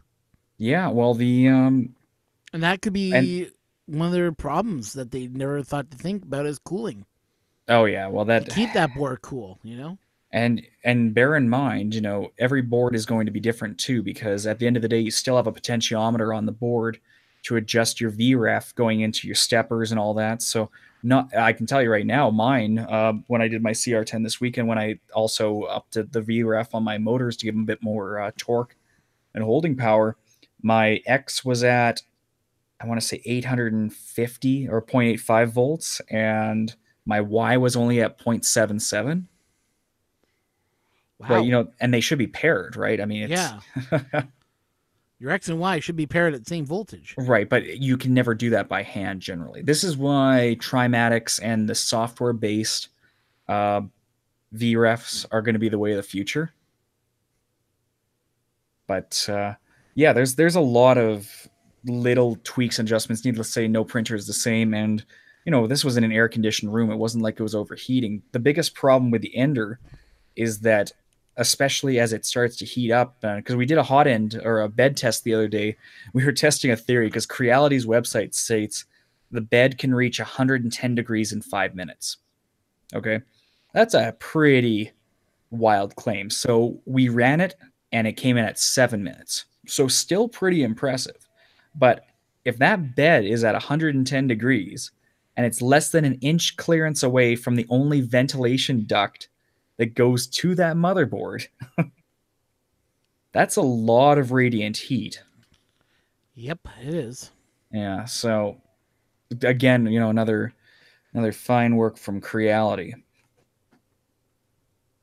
I love their machines and all, but I think it's just an industry wide issue. I think the ANET fires really were an eye opener for how Oh safety yeah. really needs to be reviewed on these machines. I mean, it's not just a glue gun moving around, right? It's You're actually having heat generated sources that are that you're relying on a control system that's basically being designed by a community. Yep, that's what it is. It's what it is. But what was I gonna say? So I'm just going to come out and say, do not run your Ender 3 above 80 degrees on the bed, because I don't know if we smoked it when we did the 110 test or whatnot. They advertise it's supposed to be able to do that, but I'm going to go out on a limb and say you probably shouldn't do that. No, I wouldn't either. Yeah. I wouldn't modify that machine at all. But It's not even a modification. That's just running factory. that's That true. That that is that true. that's just Creality saying this bed can run up to 110. And I haven't printed a material yet that needed to run at 110 on the bed. You know, I think the highest I went was 80 once for ABS, but Doesn't it need to go that for maybe flexibles. not flexible. I'm thinking for nylon. Is nylon Quite 100? possibly, but here's my problem. The Ender 3 is not designed to run nylon. Oh, of course not. The amount of mods you would have to do on the hot end alone to make it run nylon, so why would they spec the machine saying it can, they don't even advertise it being compatible with that. And I hate relying on manufacturers saying what their compatibility is, but at the same time, I mean, don't go outside that range, right? Yeah, exactly. But what was I going to say? Oh yeah, getting back to basics. We kind of got off track again. But like whenever the basics things to look at, whenever you're printing, the three things I always look at: one is the bed level. Number two, how's your extruder pushing out your filament? Mm-hmm. This has been another thing that a lot of people don't look at, and that is if you have a feeling you got some issues, first level your bed. Check your extruder gear. Make sure your extruder gear, the bolt isn't loose. Yep. Because if a person doesn't check their extruder and you're trying to push filament through and your gear and knob aren't tight enough, yeah, you're not going to be pushing anything through. No, Gunner, we're not talking about Chinese crap anymore. We are talking about, in essence, just keeping your printer tuned up. I mean, Yeah. because I'm going to tell you right now, I mean, half the bolts were falling off my machine when it came out of the box anyways. If it hasn't, it's going to. So go through. There's tons of videos for every printer out there, for every single section on what you need to tighten up, what you need to adjust. Extruder assembly is probably the most visible one if it's going wrong, because if you're doing it right and you have a clog, your extruder should be clicking. If you're if it's too loose, it'll keep spinning, but the filament will just sit there and not move. Yeah. Well, I had it happen to one of my printers. Yeah. I wasn't paying attention. I was, adjusting everything else. And all of a sudden, I'm like, look at my gear. I'm like, my gear ain't moving. The motor's moving. I can hear it going. But I'm not seeing the gear move. I'm like going, okay, something's up. And I basically turned off my printer, turned it back on. to wipe out any of the print it was doing. I think I pressed stop, Mhm. cancel print, cool down, and then I turned it off. And then I looked at I took apart the whole assembly. I looked at it, and went, oh, hello. Because I could do this with the gears. Like, Yeah. the knob gear, okay, great. Put And that what down, retightened it back up. and I was guilty of this too, is when you tighten it up, make sure you're lining it up with that little indent on your Mm-hmm. stepper, because otherwise it can still move after that, especially over time. Yep. So I had a few of those that were just running on willpower this week. Yeah, it's not a great thing when you're like going, oh, you dumbass. Yeah. I like to shame myself for it. What can I say? Yeah. Like, what are you, where have you gone whenever you have a problem with something that's just not right? Hey, Papa Top, there is a hangout if you want to add to the discussion. Yeah. This is just us hanging out. That's all it is. Well, for the last show that's going to happen on this channel for a little while. Yeah. Yeah, but what were your little taboos that you ran into that you never checked that you went, oh my god, just getting back to basics again to figure out what was going Oh, on? those bloody V slot wheels right now. I know Richard went and put the like acrylic ones or whatever they are on them. I can't remember what he called them there, but I mean, if I go to that hot end right now, I can wiggle it. I mean, it's just running on hopes and dreams right now. But like if you wanted to go over there and wiggle it, you could throw off your whole alignment. Let's put it, the wheels are not the best means for long term reliability. No, That's why we bought the cheaper printers. exactly. And then we do all the modifications for them afterwards. Of course, yeah, spending more than we would on a Prusa probably in the end. Yeah, and then Yeah, with the Prusa, we'd be doing the same thing anyway. So. yeah, exactly. But there was that, especially That's with any kind of linear guides, and sometimes even your lead screws and your rods and everything. Grab a thing of lithium grease and relube them, because what they ship from in the factory is not meant to be kind of production lubrication. yeah. And also on the factor is that on these type of printers themselves, I noticed that you added your linear rods to yours. Now, are you running? You're no longer running wheels under that, correct? There are no wheels under that. That's correct. Yeah. So, like little stuff like that is always great to do to your printer to to along the to make it last longer. Right, but this is just kind of a an experiment. Even mine, like the carriage that I have under there is was remixed off someone else's there, and the style of rods they were using wasn't compatible with what I could get easily in town. So I spun it up myself, and basically the one that you see on the Thingiverse page, that's the red one, that's the one that's running right now, which is generation 2, because the first one had some bugs. But this is all just kind of gambling new design space. Yeah. Someone's asking you, what is it that you're printing? Oh, Minnesota Maker, I am printing a dice tower that I found on Thingiverse. I was really getting to the point of, what the heck am I going to put on this machine this week, because I had it at the shop all week. Let me see if I can find the Thingiverse item there. It's a dice tower, so you basically throw some dice in the top and it bounces down the stairs and rolls out. It's supposed to be like a randomizer. And I don't play a lot of dice games, but it just kind of looked cool and looked like a good benchmark for all my new tweaks. So let me, yeah. Oh, Which you're finding that you have a Z problem right now. So kind of. I think so, but I'm not quite sure. That's why I upped the voltages on the Z to see if it was something with alignment, but it doesn't seem to be the case. I'm really bad. I think I closed the YouTube page, so I will give the link to you, Ron, and you can yeah, I see it post right it. here.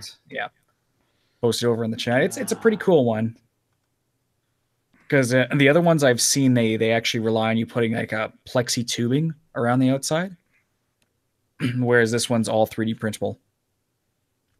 Yeah, it looks like it looks like an actual um, cathedral, like almost in a sense. Yeah, it's meant to be just kind of throw the Yeah, dice in the top. my favorite one is actually the shipwreck one. If you haven't seen that one, have you seen that one yet? No, I haven't. Let me pull that up. Shipwreck. You want to bring Papa Top in? Yeah, just give me a moment. Yeah, no worries.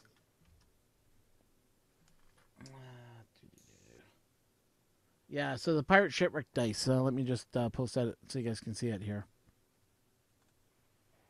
Boom.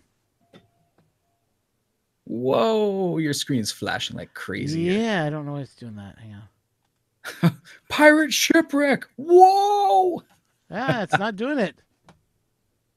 There it Hey, there goes. we go. So that's the one I was looking at doing. Oh, that's pretty cool. Yeah, it's like 4 pieces you gotta print out though. That's a lot of pieces. Yeah, but it looks cool. It does. Okay, I can stop screen sharing now. Stop putting. Yeah, the only problem is I don't want to post it in the discussion is because I've had hackers already figure out how to kick us all out of the chat and kill the video. So that's why I don't Oh. post it anymore in this.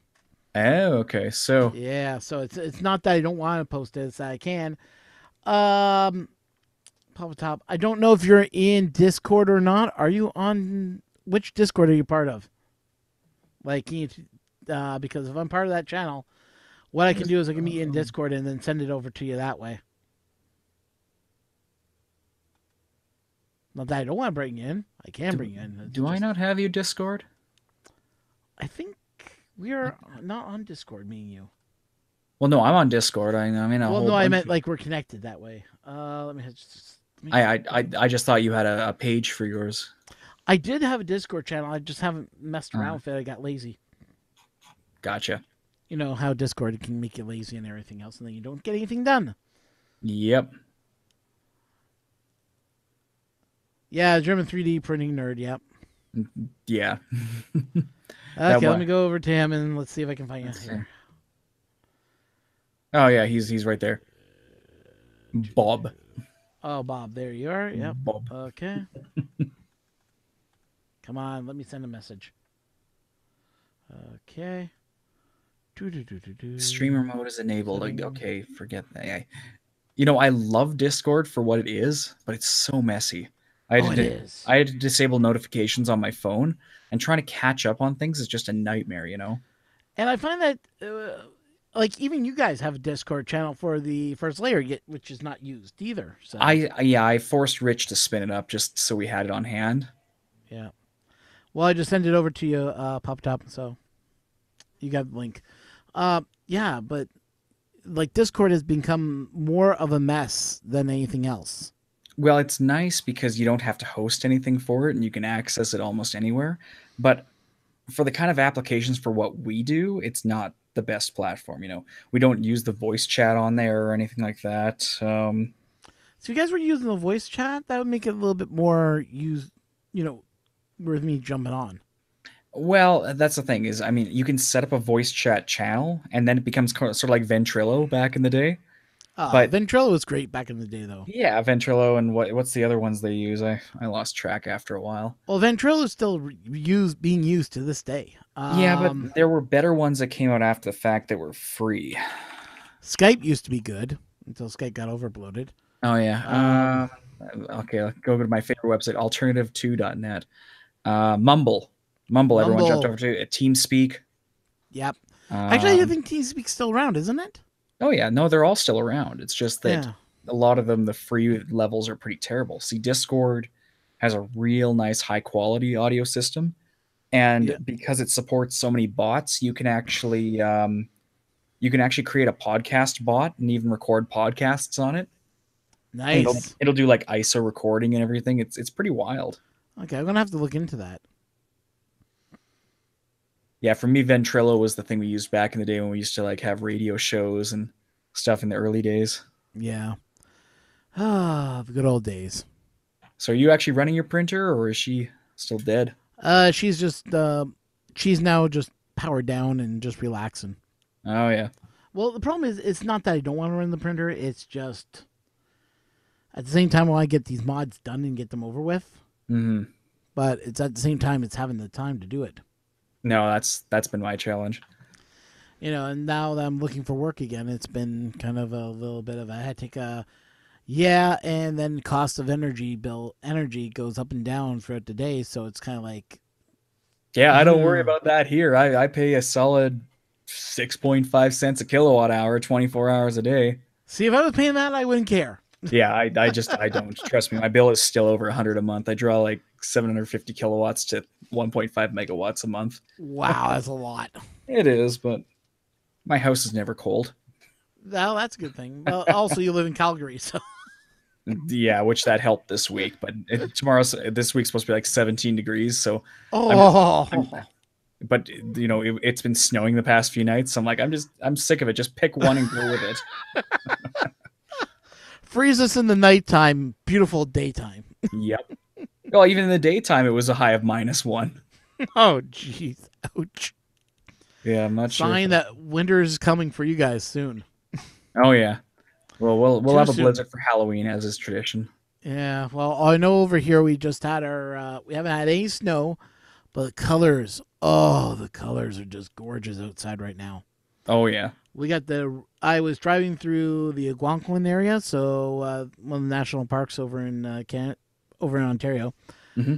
And as you go out of, you pass Wawa, then you make like a left, and then you go down Highway 60, which is the one for the, you can only go, what really pisses me off about Highway 60 is it's only 60 kilometers per hour. Yep. So it's slower than molasses. Oh yeah. But the bright yellows, basically, if you looked onto one side, it looked like the forest was on fire, just the color of the leaves. Oh nice. And it was just gorgeous. The sun was out blazing brightly. You look out to your left eye, you see like the lakes, crystal clear, the water still. But you can see all the mountains. You can see all the colors are lit up in that area. Then you'd see more colors on this area. It was just like, this is what I love about fall. Yeah, we don't have that here. Yeah, it was just like blowing my mind. Yeah, we had like 8 inches of snow, and before that it was like 20 degrees. So everything was green and then just covered in snow, and now it's Oh, all gone. yeah. I know how that is. Let me see if I Yeah. can find one of my pictures here and I can Yeah. set it up. Here's what happened here. This has been my week for temperatures. Ouch. This is Calgary for you. This is how we kind of go. Jesus. And if you look at my historian stats throughout the year, this is where we sit. It's like, July, it doesn't get below 7 Celsius.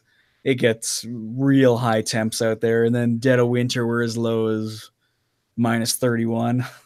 Oh, I Oh love it. man, that's Love this city, crazy. man. So let me see if I can pull this up now since I just sent this over to my drive. Uh, Save to drive. Save. Okay. Let me see if I can access my drive account.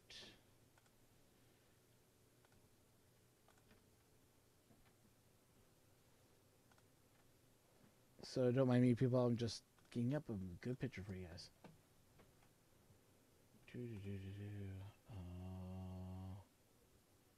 Drive.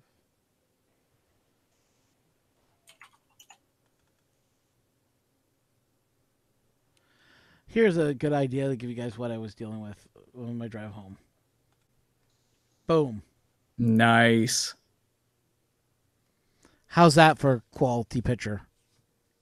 Oh, that's just so gorgeous. That's what it kind of looked like on the West Coast growing up out there too. But Ontario just gets those colors. Though I will be out your way, I think, in the next coming week or so. Oh, whereabouts? Let me. The names are all wrong, but let me see what's the closest city I'll be flying into. Probably Pearson International Airport, so that'd be Mississauga. Let's see. I'm gonna go with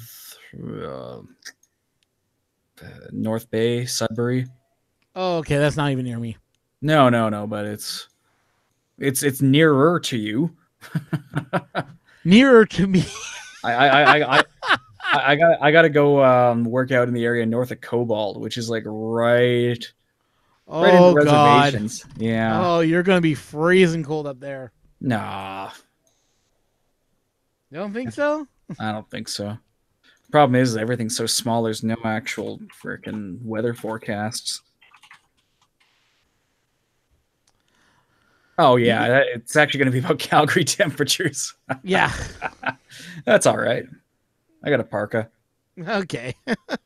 I'll be working indoors, so it won't be too bad. That's not too bad then. Yeah, but you'll find that there's like hardly anything out there. So, Oh, I know. I looked at it on a map. I thought it was going to be something more fun, but apparently not. well, if you're going to be near Toronto, I'd just say, hey, yeah, Toronto got some nice weather going on. Yeah, well, I'll be out in Haleybury, which is kind of like ultra tiny town. Wait a minute, Haleberry? Yeah, That's way in the upper area. yeah. That's why I said like Sudbury's like the nearest airport I can probably fly into. You're going to be up in the Hudson Bay area. No, it's actually only about No? it's right on Lake Timiskamig or something. I can't pronounce that stuff. It's right beside the Isle of Man. Man. Okay, let me have a look here. Isn't that island that's owned by the French government or something? There is a couple areas, like I know Sault Ste. Marie, it's like mostly French people there. No, but Isle of Man or whatever it is, Isle of Man. It's a self-governing British Crown dependency on the Irish. No, that's a different Isle of Man. Wow, that's really confusing. Anyways, yeah, it's let's see, directions from Sudbury. 2.5 hours north of Sudbury, northeast of Sudbury, out in the boonies. Oh, okay. I know exactly where you're going to be. Yeah, yeah. Yeah. There's like nothing out there. If you're going to be near Sault Ste. Marie, I could understand that, but you're going to be up there. Yeah, I wish Sault Ste. Marie was a bit closer I because wonder then if I. you'll be flying in Timmins, Ontario. It's possible. I haven't even looked at flights yet, to be honest with you. I was hoping I was gonna be closer to Thunder Bay, then I could like scoot down to Duluth and go to the trading company. Yeah, you could. Yeah, that's true. Yeah, but then no, that's like 8 hours. um, yeah, Duluth is right at the very corner of was it Lake Superior? Something I think like that. Yeah, that place is awesome if you ever get a chance to go there. Yeah, one area that I was in Quebec, as I told you. I went across the border Yeah. Which because were you, but you were more south on that border, right? yeah, well, I went into what's known as the ZE called Zex. Oh, sorry, VAC of Quebec, Mm-hmm. and this is the other island basically across from where my uncle is. Oh, Which okay. I did some video showing you guys that area, showing the other side. But we went into this area where there's like no cell phone connection, nothing. Like I Oh, mean, it was nice. dead as doornail. Minnesota Maker, I gotta ask, are you in St. Paul or in Minneapolis there? Because that's what I always do. I'd fly into Minneapolis, then drive up to Duluth. Yeah, I'm for what it's worth, I'm so far off on like Ontario's topology. So I'm like, where are these Quebec borders and everything like that? Yeah, don't worry about it. I'm just about as bad too. So Yeah. Well, Ontario's got such a different layout versus, every other province what we're used to out here. oh, I know because we have this we're like a weird hook almost. Oh, if you're 1 hour north of Minneapolis, you must be in like Grand Rapids or something. I had to drive that whole line like what was it, last summer I drove from, where is it in Montana here? I drove from, let's see, the nearest town, not Saddle Butte. Why do we keep on switching? Oh, are we bouncing back and forth on the camera? No, I'm bouncing in between my accounts on Google. Oh, nice. I started out in, it wasn't Seiko, but it was somewhere along the lines there in, let's just say I crossed at Wild Horse and I drove all the way, let's see, leg one, I finished in Watertown, South Dakota, which is about an hour and a half south of Fargo. And then I started up again right up north of Duluth, almost right in Pembina, and I drove all the way to. I want to say I ended in Ironwood. So I've done that whole area, and I for whatever reason I forgot to drink Spotted Cow beer while I was in Wisconsin. Well, if you're going to be at Earth, you're going to be in luck because our good friend Dale's going to bring some. Good, yeah. When is Murph again? Sometime in February. Oh, then no, I know we. It was March, wasn't it March? Because we were dealing with that whole fiasco. Yeah, but I think they're going to make it. I think they're doing it Oh, on they the same booked the time. dates already for March Is it something or March? other. Here we go. Hang on. March 29th to 31st. Hmm.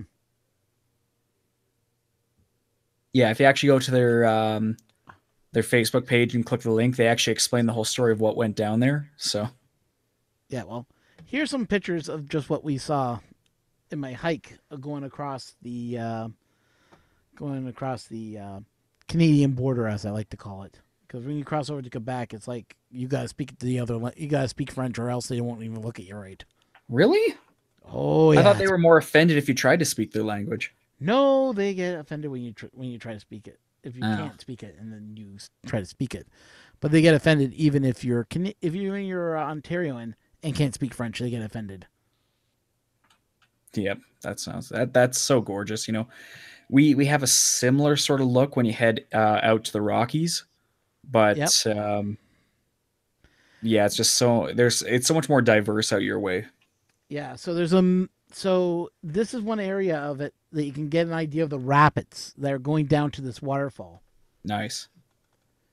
And this waterfall, it's a hike and a half to get to, but there's the waterfall right there. Now, you're not seeing the full scope of it. I got a better picture on my other camera. I just haven't been able to pull them off yet. But just think about that waterfall was created because the earth opened up right there, like from an earthquake, caused that fissure to open and allowed all that water to come through. Oh yeah, it's crazy. Yeah, and this is not on the map. So you have to do like this weird hike through this valley to get there. I mean, it is just gorgeous. The sound, everything is just oh, something like that's one thing I would say is that it's that this vacation I took was a good break to really make me rethink about what I want to do with this channel because we're not creating as much, we're not really producing that much, Mhm. and I want to take some time to think about like what is it that I want to do with this channel again. Where do we want to go with this channel? Because I really want people to go, okay, yeah, I want to, create, I want to build, I want to Yeah, do and stuff, but it's I it we so it's a challenge, stagnant. right? Is Yeah, everyone's kind of in a bit of a lull, and it's a result of oversaturation of content out there. We find ourselves going through lots of you know you have to plan so many months ahead now and everything, and the fact is the industry is kind of stagnant right now too. So there's not a lot of new, at least at the consumer level. I'll say at the industrial level, there's some pretty big changes afoot, but it's still a bleeding edge industry. So, you know, yeah, at least for this channel, you have the benefit that you can diversify to like any kind of maker stuff, right? 3D printing, woodworking, metallurgy, everything, right? yeah, and that's why I'm planning. That's why I want to rebrand, like even just show some woodworking that I've done. I've done a lot of woodworking in my time. I built a clock. I've done preparations. Yeah. Like right now, I'm looking at tearing out the makerspace I have right now because it's not working for what I want. Yeah. That's Do a why I whole got video this big, series on it. huge Yeah. light over here on this side here that's going to go up in there Hmm. to add more lights so that whenever I do video, you can see a little bit more clear. Right. And I am replacing the whole back wall. Is going to go Nice. to something like this, which is basically everyday peg hook board. Hmm. So that's going to be going up in the front. And once I get the light and everything installed, it'll look great. But it's just Yeah. That's going to be the next episode, I think, from videos that I make. Oh yeah. Well, But and I'll jump to it. I mean, if you haven't had a chance to watch Angus's latest video, he starts talking about, the quality of content and, you know, first of all, YouTube is not meant to be a career by any means, but he says, you know, he features a couple of channels that he adores. It only has like a handful of videos, but it has 1 million subscribers because, they put the time and effort and they plan out everything and you know, they do a good quality on their video. And it's not always about how many videos you can publish or all that. We put out, if we don't have content or if we have problems, it's not going to be the end of the world for us for sure. no, and I get that. And the funny thing is, I was always under the impression, at least for my viewing style, is, I like standardization. I like knowing when shows come out, but a lot of people apparently don't care, which is unusual, right? That's coming from a generation of us though who've been into broadcasting. They're like, well, people like predictability. They like to know Saturday at 7 p.m. That's when we watch our show. Yeah, you know, so a lot of the YouTubers lately, it's been frustrating with me because their content has been all over the map. And what I've noticed is I've appreciated, a channel that has the video that they've dropped after like 3 months of nothing versus having someone one week do it on Tuesday, the next week on a Saturday, and have it just show up at random times because then the content just gets buried. But YouTube seems to prioritize recommending a video to you from a channel you subscribed if it's come out of nowhere after a long time. yeah, and like I mean, myself personally, I'm like, yeah, I got your request, Bob. I'll get that up in a second. Um, what I've noticed a lot is that a lot of YouTubers right now are starting to suffer from what we call as YouTube Burnout. burnout. Yeah. Yeah, like I mean, I, I've already know that country suffered from it. Boogie 2988, which is a great guy. I mean, if you ever listen to him talk, like when he's talking about himself, I relate to him what he's going through, and yeah, burnout is burnout. You know? and we're with our channel. I mean, honestly, we've got 5 people behind the scene basically working on it, and there's still a sense of burnout. We do a lot of takes of our shots, and there's a lot of editing and a lot of composition. And if something has gone wrong, like if a computer crashes or um, if a one piece of content, if we've recorded it and the quality of it didn't come out right, there's a whole nightmare of things to try and meet our release schedule, and it can cause us to have to sit back and take a breath. That's why we're trying to get all of us kind of on videos more often than not, because I mean Richard's been carrying the whole thing by himself forever, so we Yeah, I know. Well, I feel sorry for Richard a lot of times. You know? yeah, you wait till you see our blooper reels coming up, man. There's so much cursing that we could almost just flip a table in anger. It is funny. When was the last time you guys flipped the table? Well, I think that'll probably be this week actually, because we're redoing the table surface now too. Oh, okay. I'm sure you saw the new studio design there. No, I haven't been watching him a little bit. Slacker. That's why my numbers are down. I saw that one count. No, No, I we watched the live. No, I watched the live episode. oh, the live one, yeah, from Richard's Yeah. basement, yeah. If you didn't listen to Richard, Richard said, "Oh, there's Ron. He gave us $2." Did he? You know what? I Yep. missed that part. Again, I was at a concert and everyone was getting mad at me because I was wearing my earplugs. Been like, oh, they're for sound dampening, but I was really listening to the conversation the whole time. So I'm like, so it talked to me. I'm like, wait, what? Yeah. So, but yeah, because we did the whole studio redesign, and we put in like Cobb LEDs, the Edison lights for the backdrop. We got some RGB LEDs through them in the background.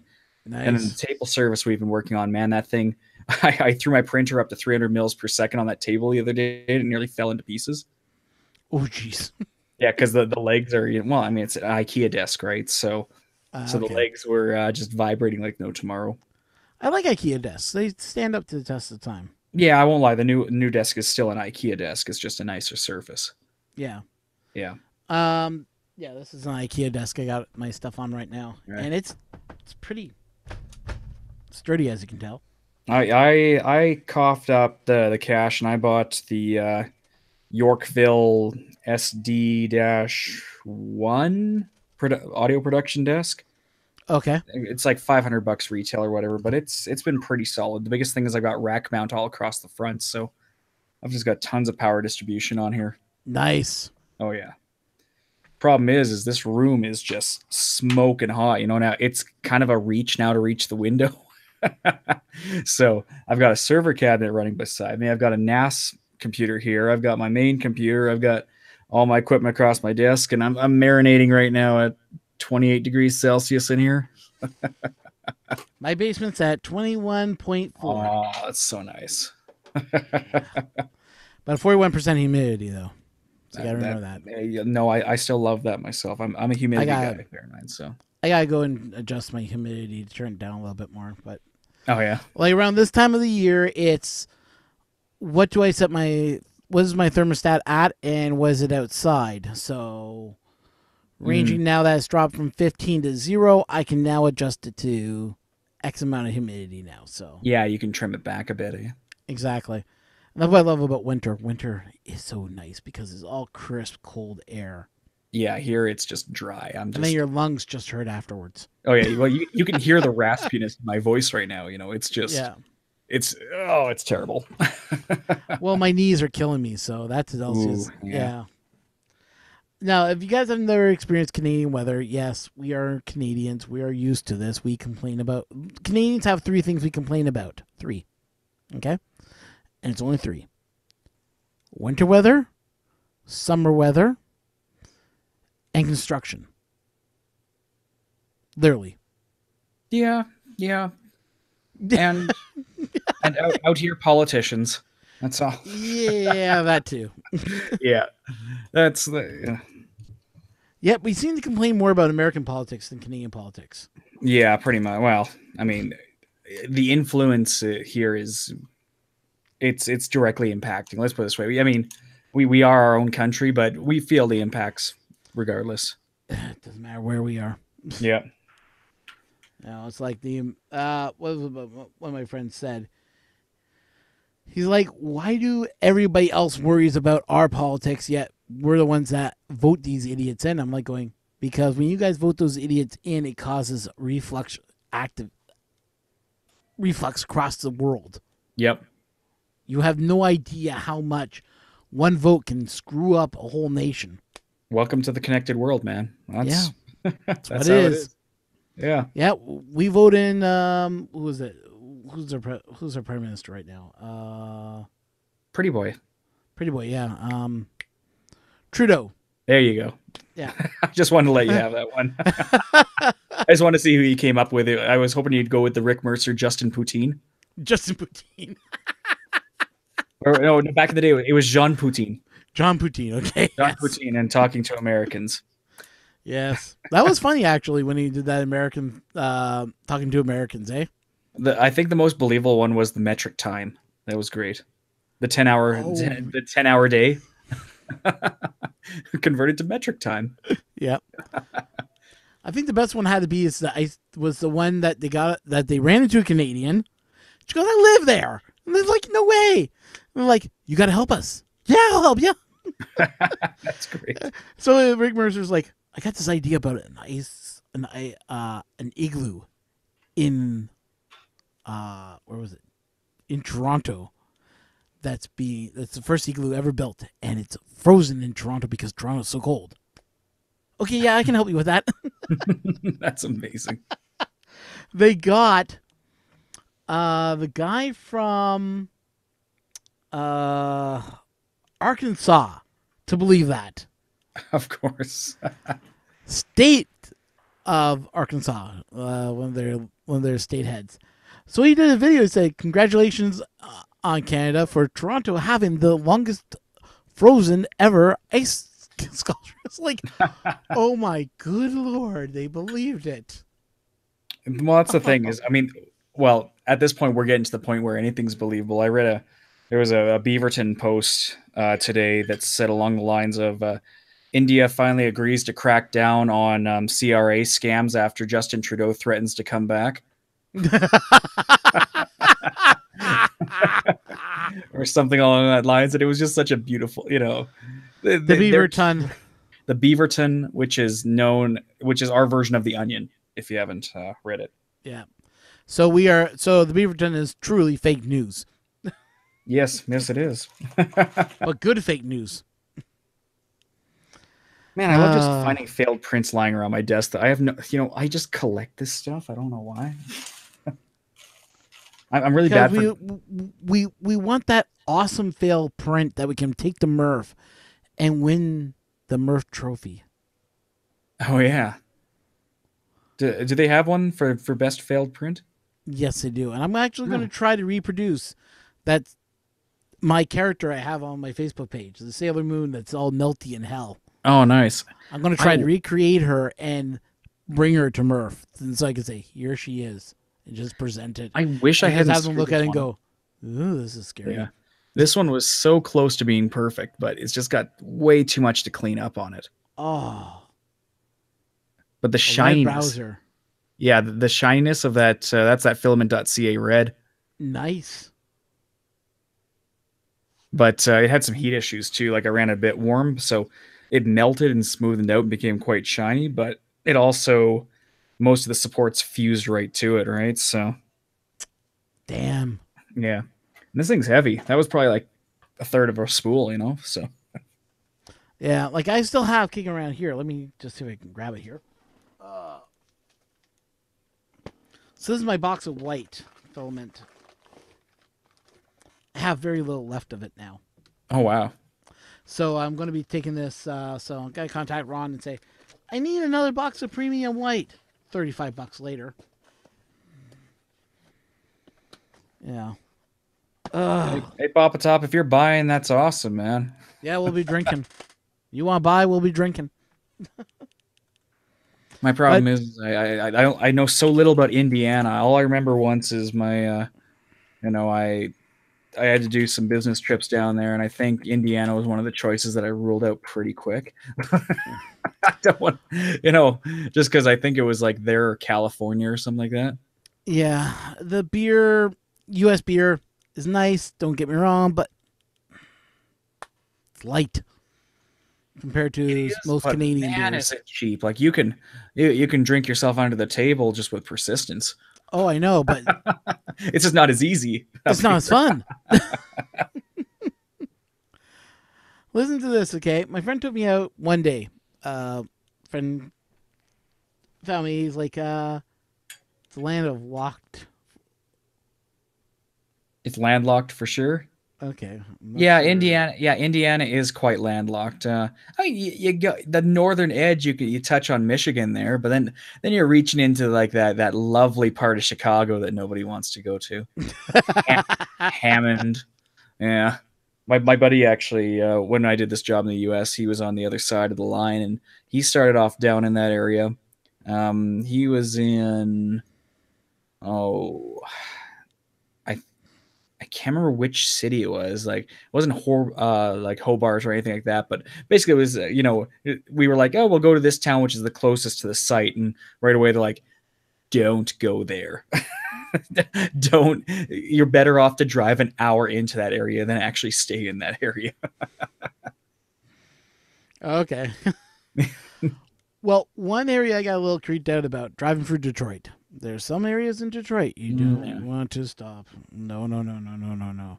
First time to But New York, I drove into the Bronx by mistake in the middle of the night. That was ooh. I was like, nope, nope, nope. I was this little guy driving a white car with Wisconsin license plates. I'm like, nope. And the worst part was I ended up there because the map in the GPS that was provided in the rental car was so laggy that it told me to pull off on the exit of a roundabout too late. And so I'm just like, oh, I'll just take this one and I'll U-turn. 20 miles later was the first opportunity to U-turn back around. Yeah, leaving JFK is one of the worst experiences I've ever been in. I seriously Oh have had the boy. Homer Simpson experience in New York. Okay, I've been there twice, and I both times I regret it. Uh, Uh, oh man. one area I do want to head into that I love about driving into the states is stopping at a micro center and just look at the wall of filament. Nay, trust me, there's a lot better things at Micro Center than just the filament. Yeah, but we're there for. But I'm just talking like it was fun to look at. I'm not Oh yeah. saying to buy. Well, no, No, you no, no, course, no, no. I'm going to buy computer parts if I'm going to go to micro center. no. Here's where you're smart. Okay, is go get the WestJet Rewards Mastercard. Okay, your Okay. first bag checked is free. Okay. So you're gonna check an empty bag, and you're gonna load it up with filament. And as long as you're not over that 50-kilo threshold, you're golden. Yeah, but I drive there. Oh yeah, get a trailer. Because I think then I don't. What would be the nearest micro center to you? Believe it or not, Detroit. Is there one in Detroit? Huh. Yes, sir. There's three. Oh really? Mm-hmm. Oh no, actually, I'm only showing two on the map. Is it two? Two, and then there's one over in Cleveland. Okay. Well, I know there was one in Detroit that we went to. Probably off of one of the major interstates. You know, it's really bad when I consider flying to Windsor just to drive over to Detroit to go to Micro Center again. I love that place. It's Micro Center actually is awesome, though. it is actually. I always go to. I've gone to the one in Minneapolis and I've gone to the one in Houston, Hmm. and both times they've just been excellent. I went over there and I finally got like, I walked in there and they were just doing like discounts on like, bolt those damn the trays that they have for the screws and everything else. Oh, that the are magnetic. magnetic. Yeah. Yeah, they had them on for like $1. So Oh, I grabbed a couple of them. I was like, $1? Yeah. yeah, Boom. exactly. In the cart it goes.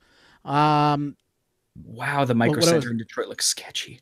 I'm just on Google Street View. I'm like, I don't think I'd end up going to that. Well, because Hang the on. one it dropped me on the exit of the highway. Hang on. Let me let me show. Show me which one it is. Okay, hang on. So, let's see which screen here, and here we are. So I'm looking at this one. Yep, that's off the the one. highway. But Yeah. the thing was I went. The first thing I did was I dropped the Street View on the exit ramp, and I look over, and I'm like, oh, that doesn't look like sketched out. Like it looks like some sketchy warehouse. Yeah, it does. And then it wasn't until I came around the other side that I'm like, oh, there's a parking lot there. Okay, this looks a little more civilized. Yeah. Well, we stopped at the I think Steak and Burger over there, Oh yeah, or 'Cause- whatever it was there. the one you want to go to, and it's probably because it's one of their more flagship stores, is right here in Minneapolis because you can fly direct into Minneapolis from anywhere. And this one's a decent sized micro center. Like the whole place, they've got nice. They've got lots of We got a lot of foliage down there. vegetarian. Yeah, but Wow, this we're not. It says pretty- do not enter. We can't go there. yeah, oh, their freeways there are horribly designed. Actually, St. Louis is an interesting city to drive through. I'll tell you, but it's a pretty big store. That's good. The Houston one was always fun though too. Look at that. There we go. I love Google Earth nowadays. Oh, hey there. Oh, you're using Google Rockies. Earth now, eh? No, well, this is Google Maps actually. Like, but it seems to be pretty much. I guess I can fly right into them. Yeah. Let's see if this actually. Yeah, it was really bad when I was in Houston because I would. Actually, Well, I liked that's this one small. because they have this place called El Poco Loco, Okay. which was like a bunch of Mexican food. So while you're waiting for your Uber to show up, you just go grab like a bunch of Mexican food. Yeah, it looks small, but it's actually quite a big building. Oh, here we Wow. go. Okay, We now it can go looks right- better. Yeah, we can go right into the parking lot. Man, I love Google Street View. So yeah, this whole thing's a micro center there, and that's where I bought my GPU and everything. And Houston's a cool city, honestly. Oh, I know Houston's awesome. I'd love to go back there. I never even got over to NASA, which really bummed me out. But Yeah, everybody's telling me I gotta go to Houston.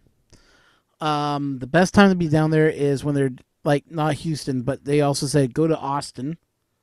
Okay, Be yeah, there for yeah. the music festival time because Right. that's when it's just blitzing crazy.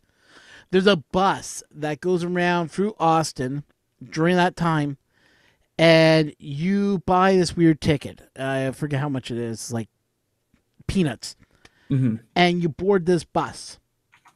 This bus drives you out in the middle of nowhere, drops you off, and you to follow the signs, and it takes you into this area of the smoke is all over the walls. The walls are caked in smoke, and all it is full 100% smokehouse meats.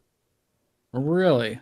And I heard the steaks are just, oh, they're gorgeous. They are tender, they are moist, but they only do it Mm. during the music festival. Oh, This place really? is open as a restaurant, Really? but it's really smoky in there. It's really dark. It's really grungy, but they only open it up during that time. I think it's a thing that's only done during the festivals, or they only open it up during that time because that's when they can bring people in because they have enough smoked meats that they're doing that they want to, give you guys the full treat. And from what I hear, the food is just fabulous there, and the entertainment is great. Oh, yeah. Yeah, usually they bring in some band that was really performing out over there, and they'll come in and they'll be at the smokehouse also doing their thing. Nice. So you get like this intimate and interactive type idea with the same fact that you're here, you are eating meat, tons of it. See, and that's the one thing about Texas is, man, the food was good. That's the one thing I want to do again is go down there just for the meals, man. They were just so delicious. Oh, yeah.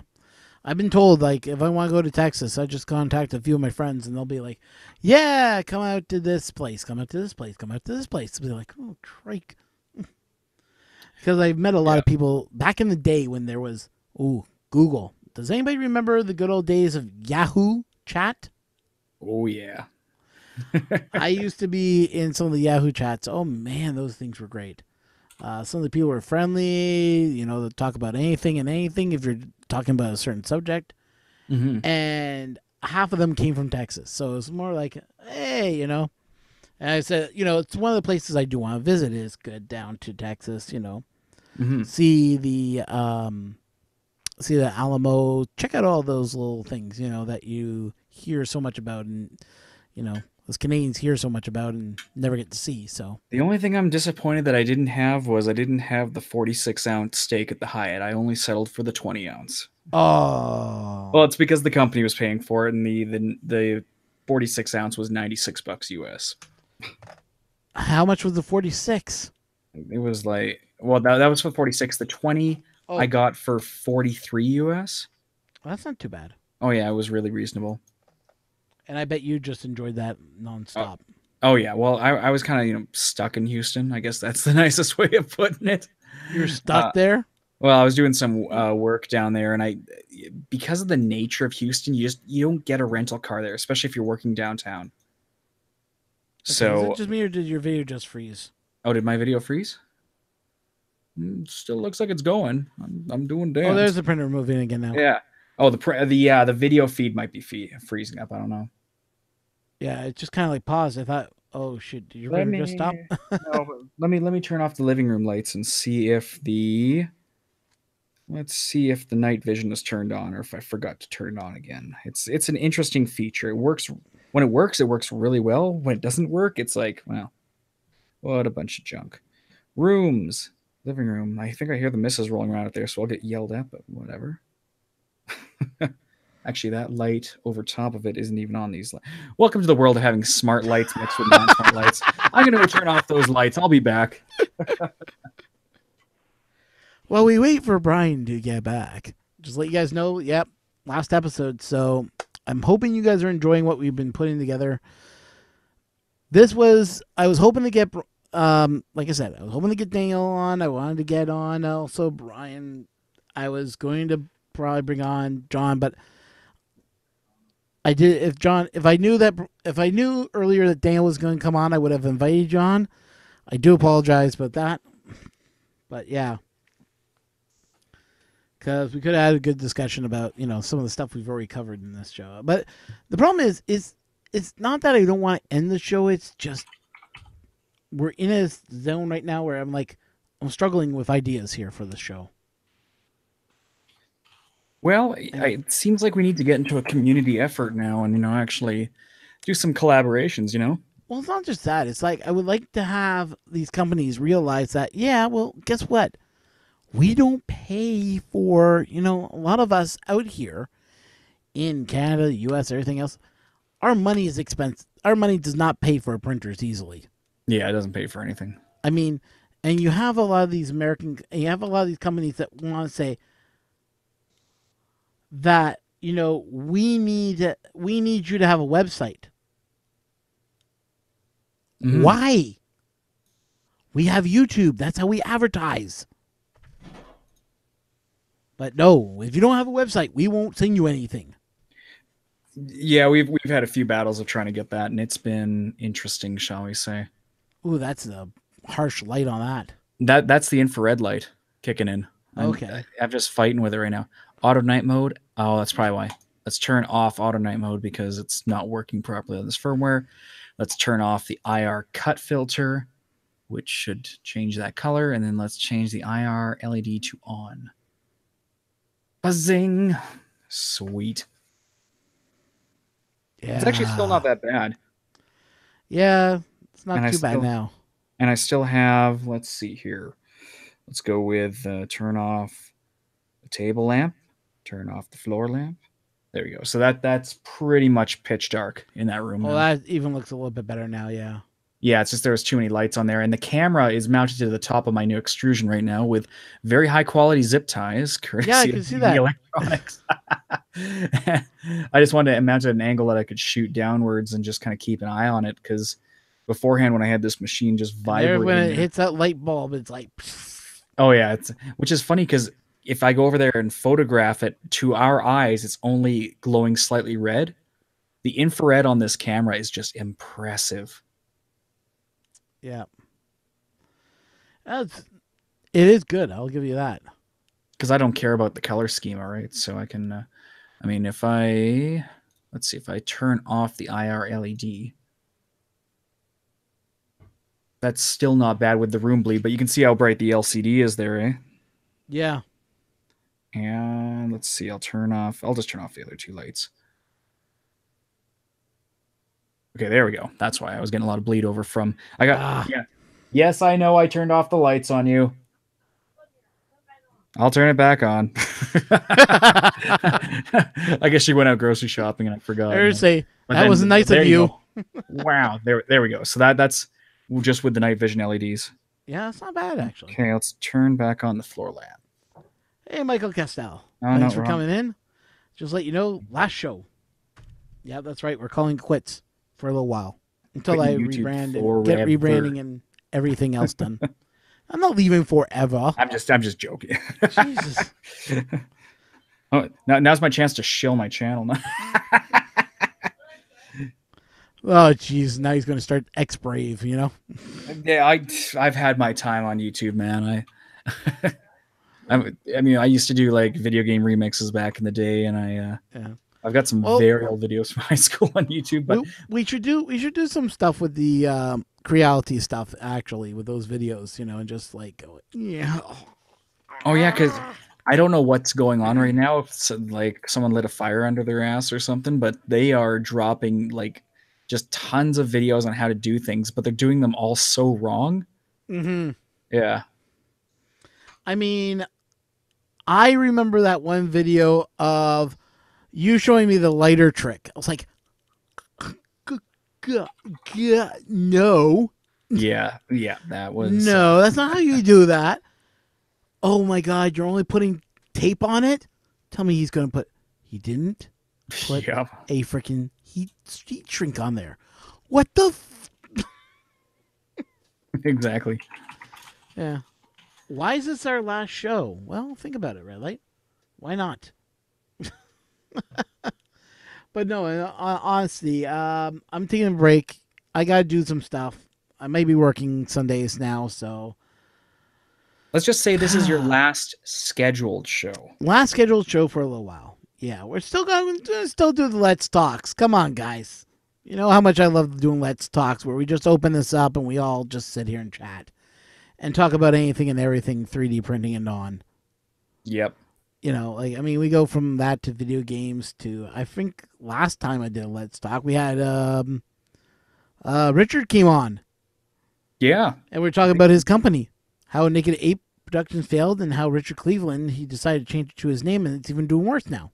Well, and me, I've been busy lately because I've been going through a blitz of ordering international DVDs because if you've ever seen Bull Session on YouTube, he does a lot of reviews of mainframe videos and stuff right now. Me being a big junkie, I got the Spider-Man one, and I got 7 more versions coming in or something stupid. I just got in my German Beast Machines DVDs here, and I've just been working on those mostly because we're trying to archive the footage as best we can before it gets destroyed one way or another.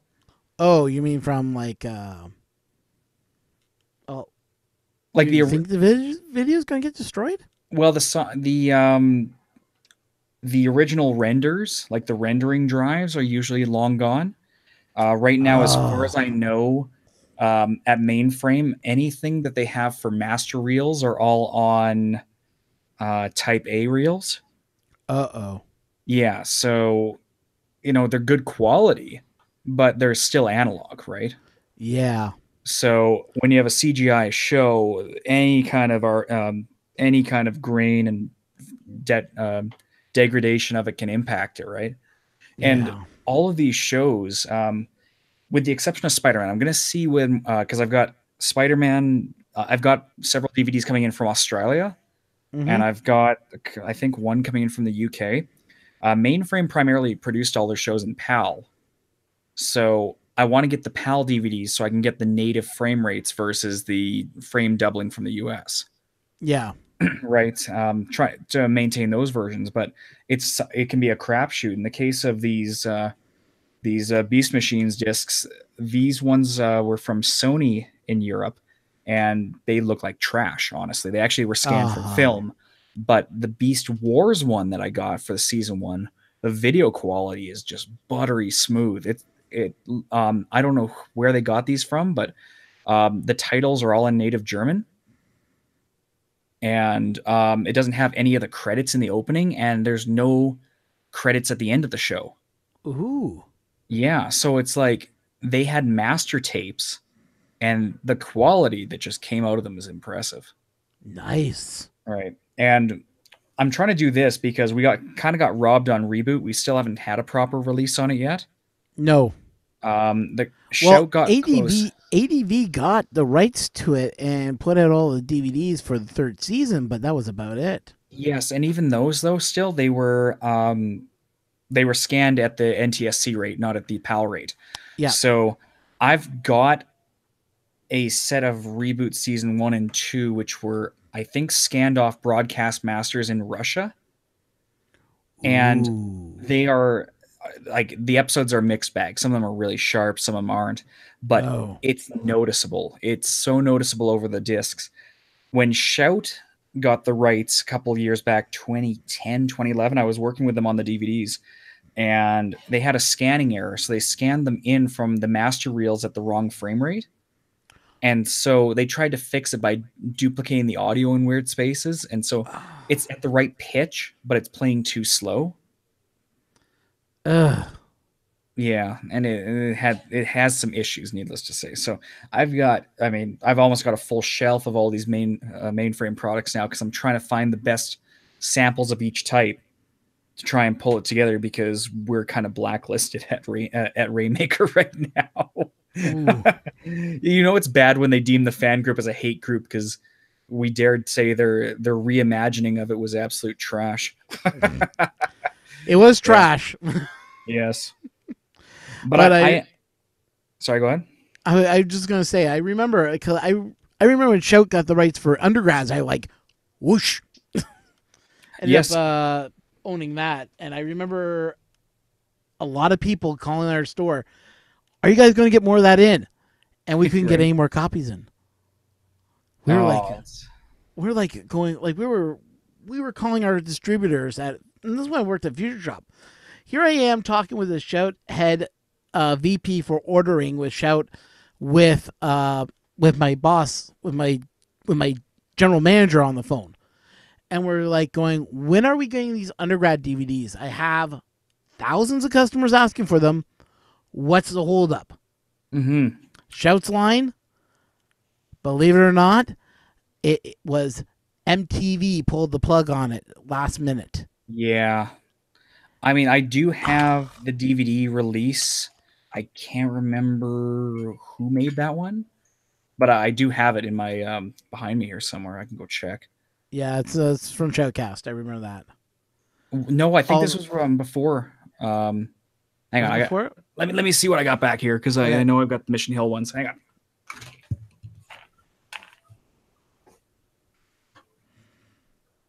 Yes, now we're talking about animation. Go figure.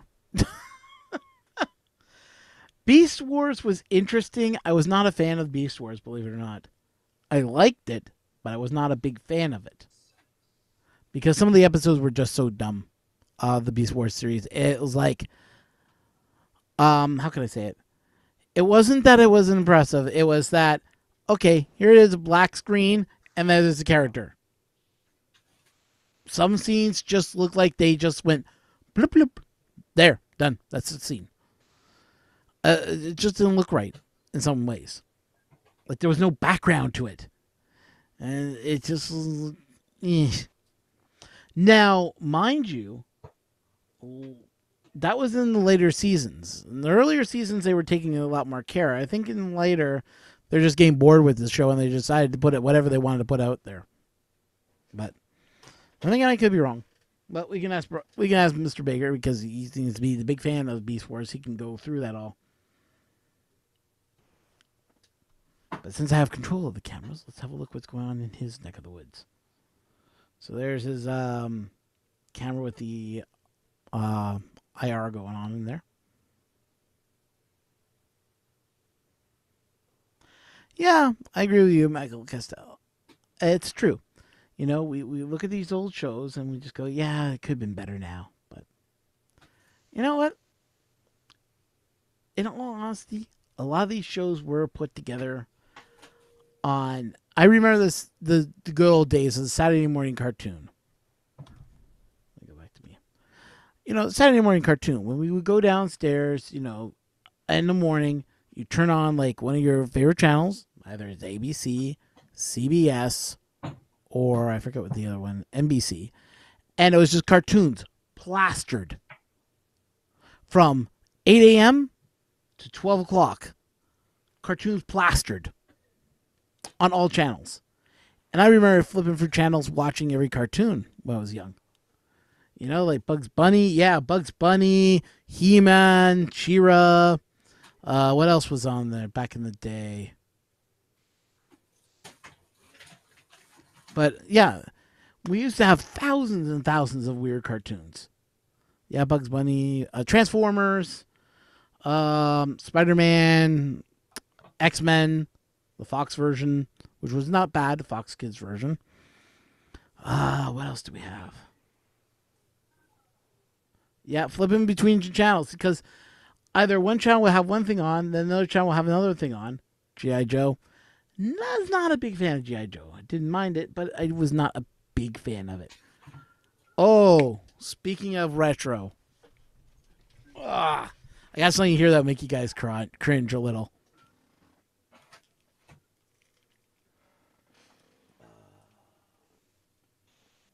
Where's that cringeworthy DVD? I have it back here. Where are you, my cringeworthy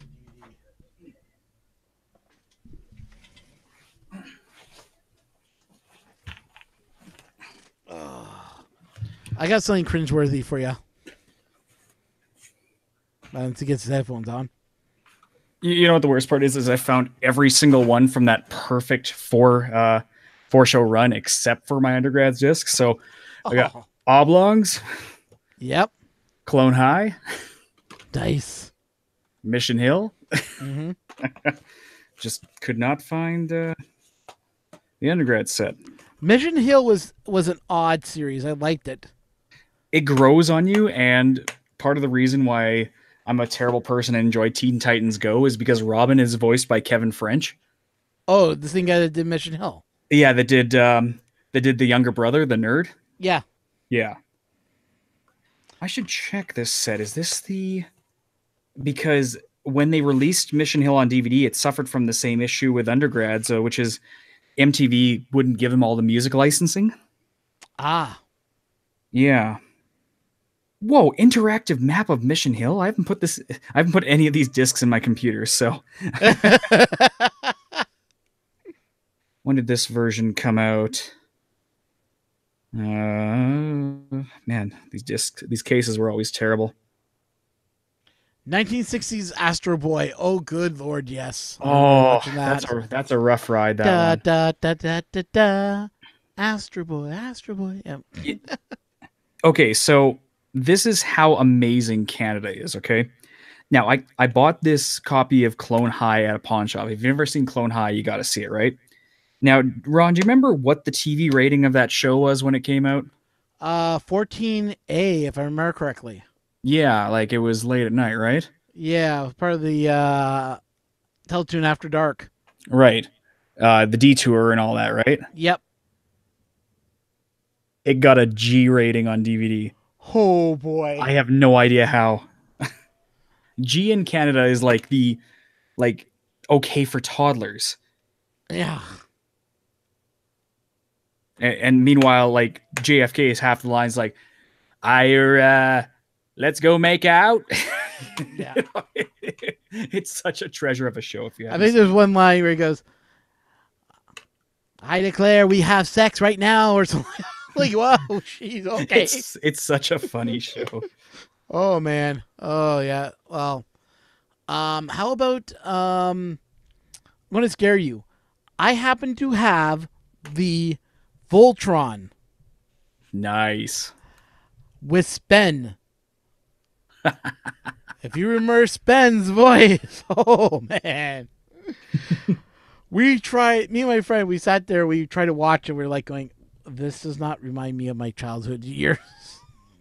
Yeah, some of them are pretty painful. We just kind of turned around and went, ooh, no, we can't watch this dub. This is horrible.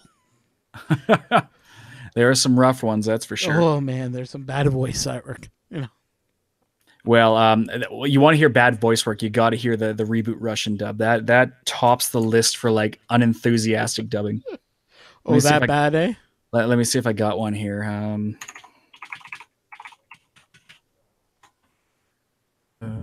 Media. Thank God my NAS is fast. ATHF?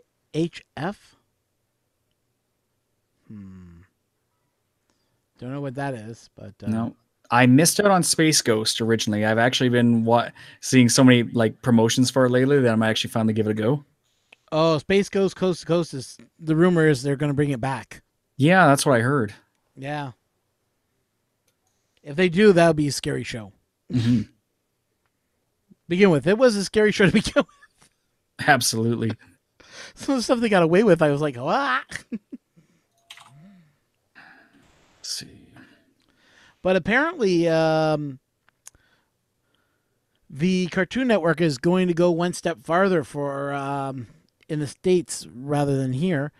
Is that they're going to bring back all their television shows that they were really popular with. Their their Toonami or whatever it was. Toonami, which was everyone talks about Toonami as if it was its own channel, but it was Cartoon Network. Just it was their anime hour, basically, right? Yeah, well, they're talking about bringing it back, where it's going to be like Gundam Wing and a whole bunch of other shows. Aqua Teen Hunger Force. Yes, Aqua Teen Hunger Force was weird.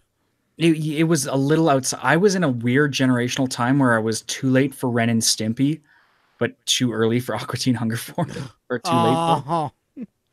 Come on, Ren and Stimpy was way beyond creepy in some of their lines. It was, but actually, if you go back and watch it, there was the one that we've all been like subjected to was the Ren and Stimpy. It was like a more adult focused one, but the actual series itself was quite amazing.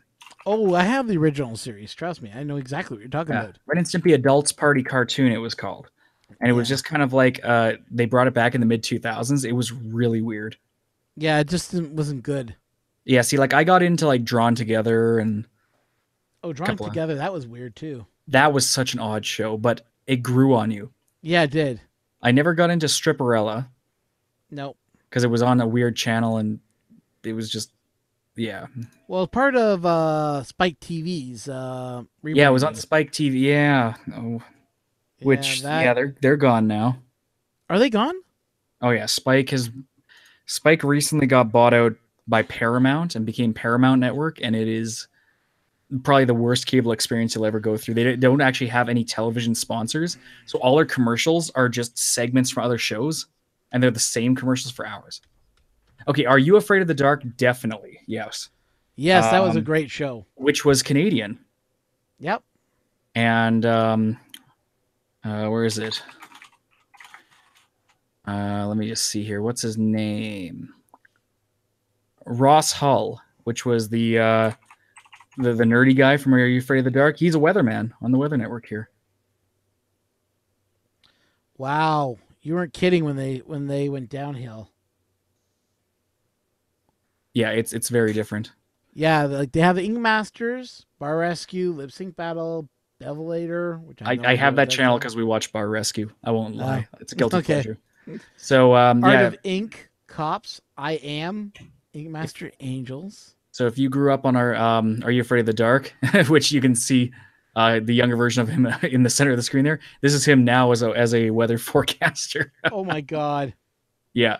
Who is that? Anyways, is he doing the looks like the guy from Global News. Yeah. Weather guy. If you look him up, he there you go. Is that Chris Here's Farnell?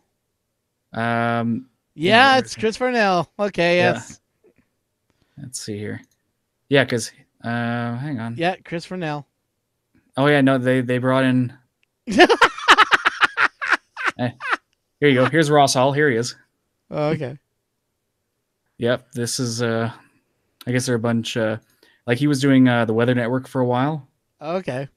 and yeah, so it's just what we were. It's just Canadian, right? Yeah. Yes, he does look like McLovin. He looks like a grown-up McLovin. I think he had a couple of face tucks. But if you ever want to have a good laugh, one of my favorite episodes of Are You Afraid of the Dark was the Tale of Station 109.3. I want to make sure I actually called it right. Station 109.1, to which this generation will never understand that 109.1 is an unattainable FM radio station. Like it's just outside the bounds of what radios are allowed to tune to, Oh, which is really? supposed to be the horror of it, right? And you know what? I'm going to share my screen because I want to see if you can if you know who the brother is. Okay, where is it here? So the main character in the background, the young boy, which looks he has a Macaulay Culkin look, right? Mm-hmm. Let's see if you know who the brother is. Let's see if we can.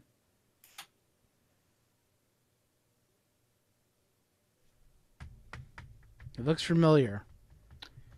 He is currently the star of a movie coming out this week called First Man. No way. It's baby Ryan Gosling. Oh my god. Where's the part where you see it? You'll see the faces and you'll understand. Like it's Ryan Yeah, Gosling. that's him. That's him. Yeah. That facial squint. Yeah, Ryan Gosling. This is also a great episode too because it stars Gilbert Gottfried Oh, really? as the crazy Oh, radio yeah, there he host. is. Gilbert Gottfried. Yeah. Yep. Great series. If you've never seen it, it's way better than the American Goosebumps series. Oh, yeah. The Canadian version was so much way ahead. Yeah. I remember the typewriter that whatever he typed out after he reads it, it comes true. Yeah. Except for that one Halloween episode where it was like a vampire or something like that, where he types about story about him being a vampire and everything else, and it gets read out, and it's like, so it happens in real life afterwards, Yeah. We never found out if that actually happens, after you finish when it gets read out. And you Exactly. actually. Let's see if I can. But there was a bunch of things that you didn't like know as a kid, right? Mhm. I don't know if I can easily pipe my audio from my PC. Let's see. Do we want a copyright strike? I don't know. Would we get a copyright strike for like 3 seconds? Yeah, I will. Okay. There was an episode, two-parter on Goosebumps called Attack of the Mutant, and it was all about like superheroes and all that stuff. Oh yeah, I remember that one. Right. And you might remember a very goofy superhero in it here. And this guy was Adam West. Was it played by Adam West? It actually was Adam West, yeah. Oh my god. And so like the whole thing was Adam West trying to talk in his like as a serious superhero, but all you hear is 60s Batman. Oh jeez. Yeah, it's great for childhood ruining. But for me, like, I don't know, Are You Afraid of the Dark was so much more influential being Canadian, and there was that one episode with the monster in the pool that was probably the most terrifying thing I've ever seen in my life. Later, Papa Top. Thanks for coming in. Have a good one, bud. Tales from the Crypt Keeper. Which one, the live action one or the animated one? I think I didn't mind the live action one, believe it or not, when I was growing up. What was that show? That's where we got Barbarella of Blood from, What was that TV show? The one, it wasn't Creepy Stories, but it was something like that. He's talking. Michael Castell's talking about the live action one then. Oh yeah. But I'm trying to remember. There was a show. What was with the maggot or whatever that told the creepy stories or whatever? Oh, Creepy Tales. May have been, yeah. Creepy Tales TV show. Freaky Stories. Is it Freaky Stories? Okay. Freaky Stories, yep. The one that was in the cafe or whatever. It was this one. Oh, that show. No, I never watched that one. Yeah, it was stupid, but it aired, right? It was so Canadian, and we had so much CanCon back in the day. Oh God, CanCon. Yes. Yep. It was terrible. You know what I watched that I've never seen, and I only caught it through YouTube? Was Attack of the Killer Tomatoes, the animated series. Yeah, I never watched that one because we couldn't get it up here. It was blocked. I remember turning on Fox 29 and seeing this message: the show cannot be shown in Canada. This has been blacked out. Oh, really? Those were the days. It's like, I want to put up an antenna so I can get the channel. Oh man, this is why I can't be browsing stuff like this late at night, because there's a giant playlist and it says like Sticking Around, Little Lulu, Fillmore. Oh jeez. Yeah, evil. Yeah. Yeah. If you guys get a chance, what was another series that came out over here? Dracula, the TV series. Was it just called Dracula, the animated one? No, it's just Dracula TV series. It was live action. Oh yeah. Yeah. Bram Stoker's Dracula? No, that's a film. Let's see if I can bring that up for you.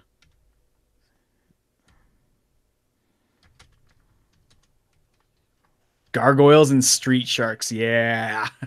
Gargoyles, oh good lord. And Mummies Alive, and I go through a list, I wasn't into I was just a little too old for Hey Arnold, but I was into Goof Troop and stuff like that. Let's see if I can bring up the oh, here it is. Here's the intro. Maybe the intro might spark it for you. So that's the opening for the whole TV series. Back in the day. I don't think I ever watched that. Oh, you know why? Yeah, 1990. I was like 2 years old at that point. So oh, okay. I was a little young for it. Yeah, story writing wasn't that bad. It's a little cornball now, but it wasn't cornball back then. Oh man, this playlist is evil. It's it's got the old concerned parents concerned children's advertisers ads, like the Smarter Than You with the talking TV, and And then going down, it's got ads for Floam. Remember that stuff that was like, Oh yes. yeah, this is Hang on. I wonder if I can find that one ad that was really funny. I found it of watching some weird old retro cartoon. See if I can find this give you some retro stuff. sounds good. In the meantime, and I will wrap it around with nostalgia and 3D printing, I can show you a model I am trying to clean up right now for 3D printing. I'm super stoked. I got it from a person on Reddit who designed it 15 years ago or so, and then I used some polygon dividing to try and clean it up. Where is STL?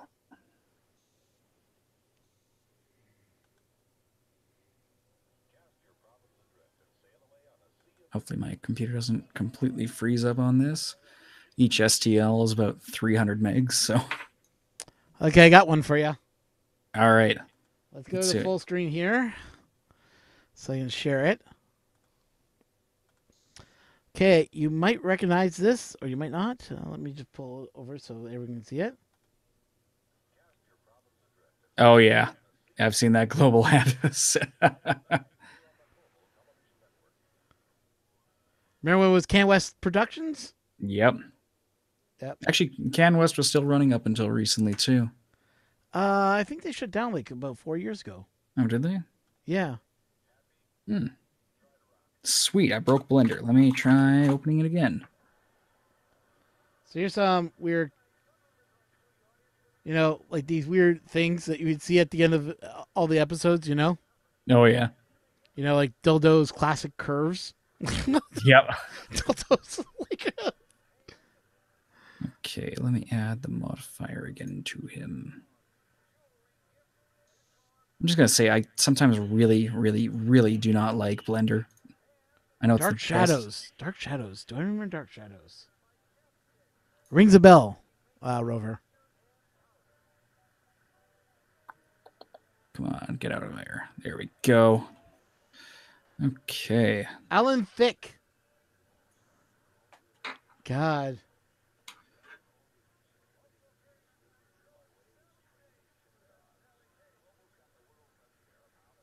All right, so here's the model I'm working on right now. 1978. Oh my God. Yeah, it's going back a few years. Yeah. So if you're not familiar with this guy, this is Fong from Reboot. And I am trying my best to slice him up as a model to make him printable. But he has been an absolute bane of my existence. Oh, okay. Let me show everybody. Oh, yeah, I guess you kind of cut away my camera. Yeah, sorry. What a jerk. You're too busy watching your other videos here. Yeah, that's right. Yeah, Blender, I fight Wow. tooth and nail with this, but I did a subdivision on the polygons, and so the original model looks like... where is it here? Would you import the video quality of him and then... No, someone actually designed him from the ground up, but he's a low poly count normally. Oh, okay. Let's see here. Where's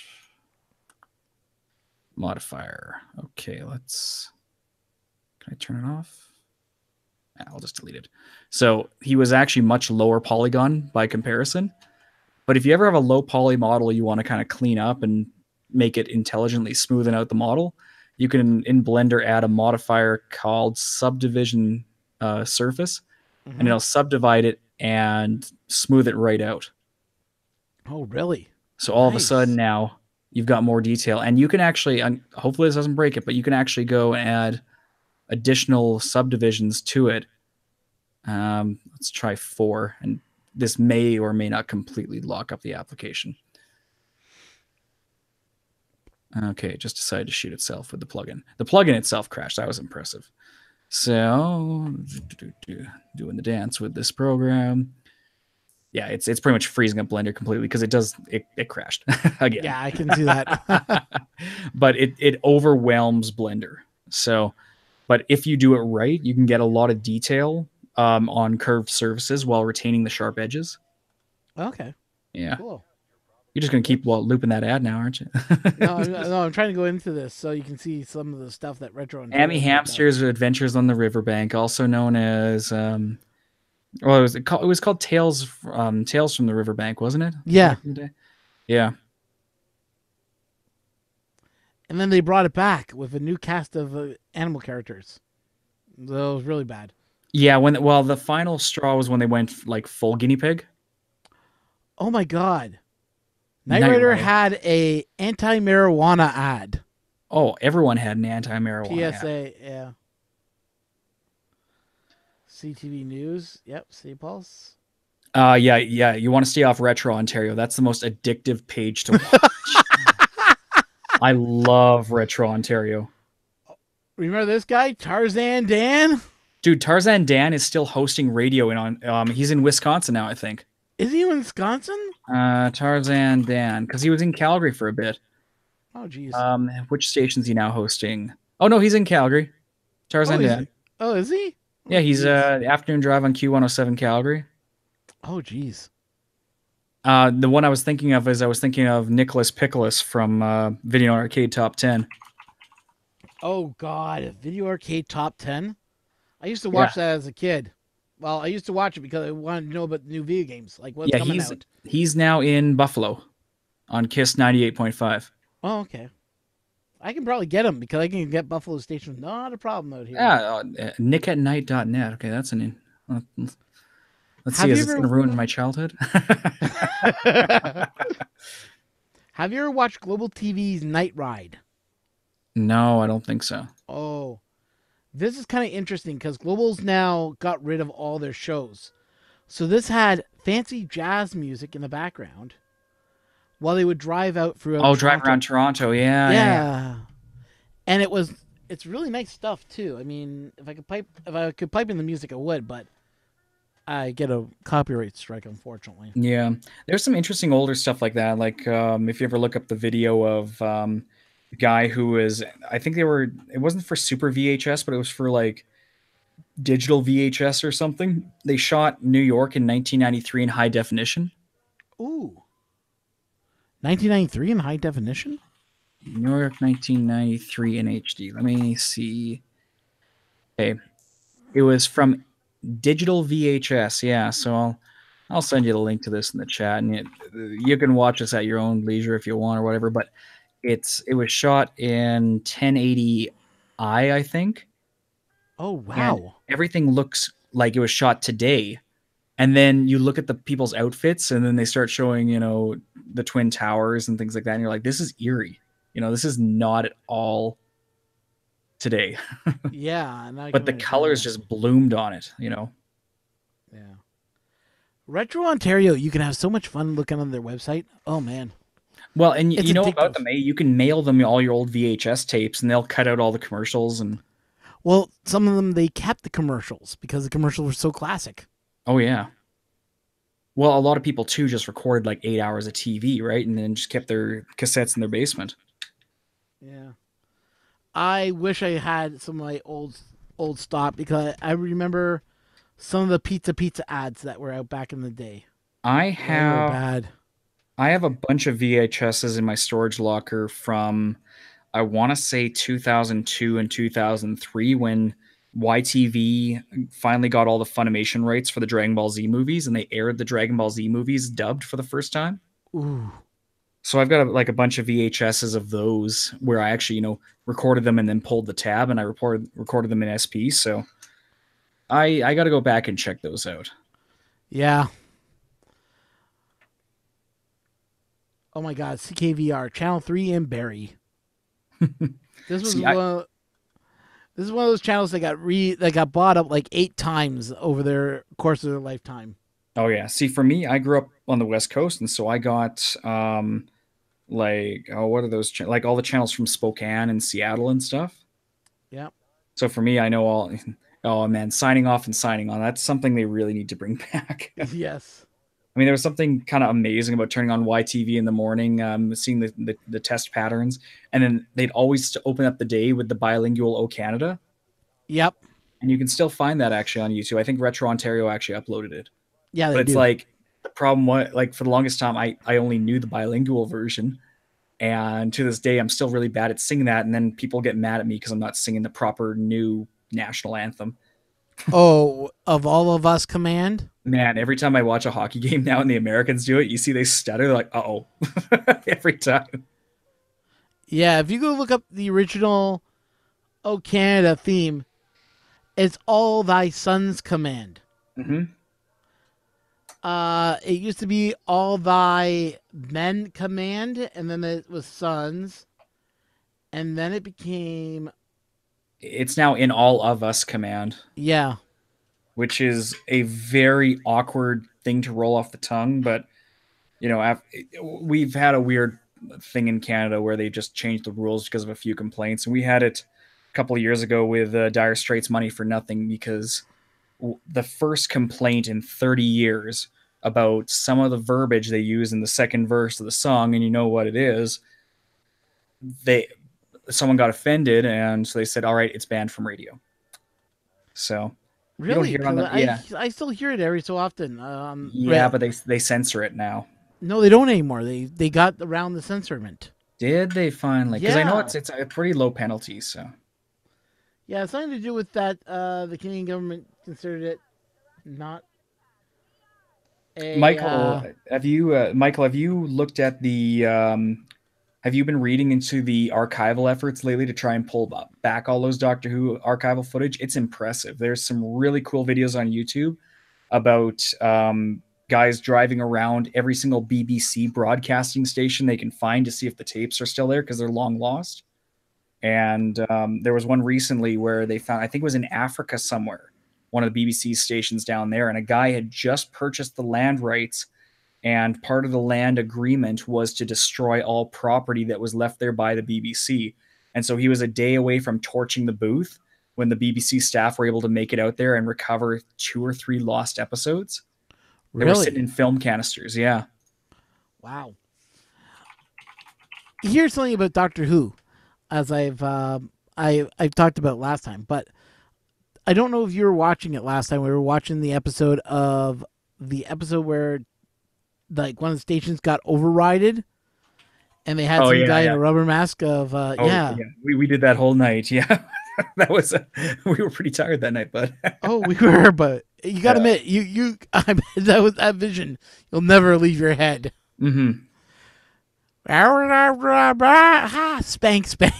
It's like, Yeah. whoa, okay. And then the channel came back. It's like, that's the Doctor Who that you never want to keep in your collection. Yep. I love the girl. She's like, now my Doctor Who episode's ruined. Now I have to re-record over it again. Yeah. Were you actually archiving all of Doctor Who, lady? Well, some people were. I mean, the series had been on TV for a long, long time. Oh, yeah. Well, here's a question. How much would it cost to get all that Doctor, you know? You mean at retail? Yeah. It's pretty up there. Bear in mind the show had been on for 50 years Yeah. as of 2015 or so. You've got from the series inauguration, it ran all the way till sometime in the 80s. They brought out the movie in the 90s, which was a dud, and then they rebooted the series in 2005. So we just had Jodie Whittaker start up last week, and that's why I was late tonight, was because I was watching the new episode of Doctor Who on TV. Um, just alone on the rebooted series, we've got 13 years of episodes, and in traditional fashion in North America, they charge at least $50 to $60 per season for the Blu-rays. So that alone, Ouch.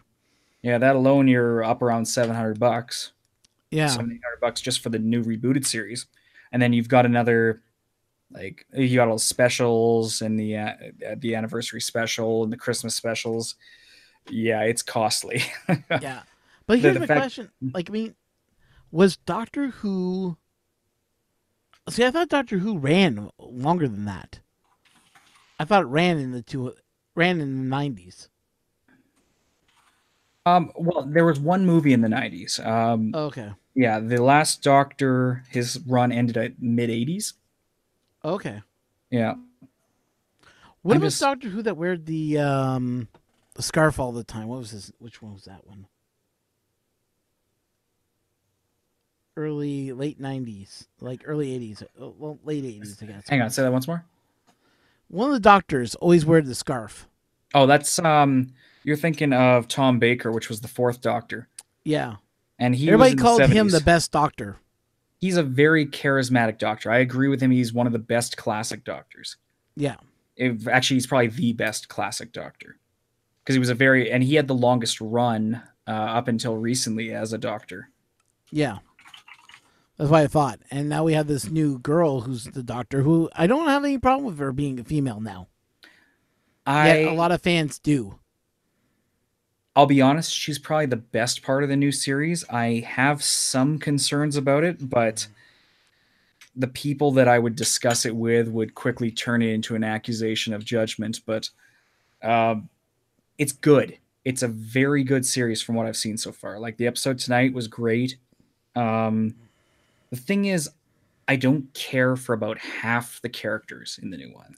That's Like what they're I've just heard. Everybody occupying likes the space. doctor.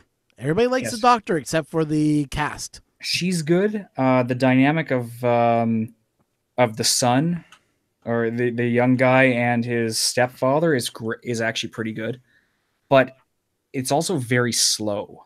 Like they're working on building up a story arc right now, and so as a result, there's not really interesting conflict. There's a fantastic part in the new episode that just made me nearly piss myself laughing. You know, basically the guy goes to run out into a gun field, saying, "I've been training all my life in video games for this." He shoots and kills everybody, and then something happens. I'll leave it at that. But it's quite humorous, But it's such a directional change, It's a whole new writing crew. It's a whole new cast. So Yeah. either you like it or you don't. And, it took Capaldi a season and a half for people to roll on. I liked him right away, but a lot of people didn't. Jodie Whittaker, I think she's come out quite strong. I like where they're going with it, but I got to give it some time too. Well, It's a tough stage to step into regardless. with any of the doctors and going into Doctor Who and everything else, I was not a big fan of it. I could never get into it. And I don't know why. I don't know if it was the storyline or because it made my ears hurt every time I heard the opening and closing. Here's one thing I'll tell you. At least with the newer series, it's very English humor focused. And this new season, it's not very humorous. It's actually quite dark. So if Doctor Who and the new opening is going to kill you.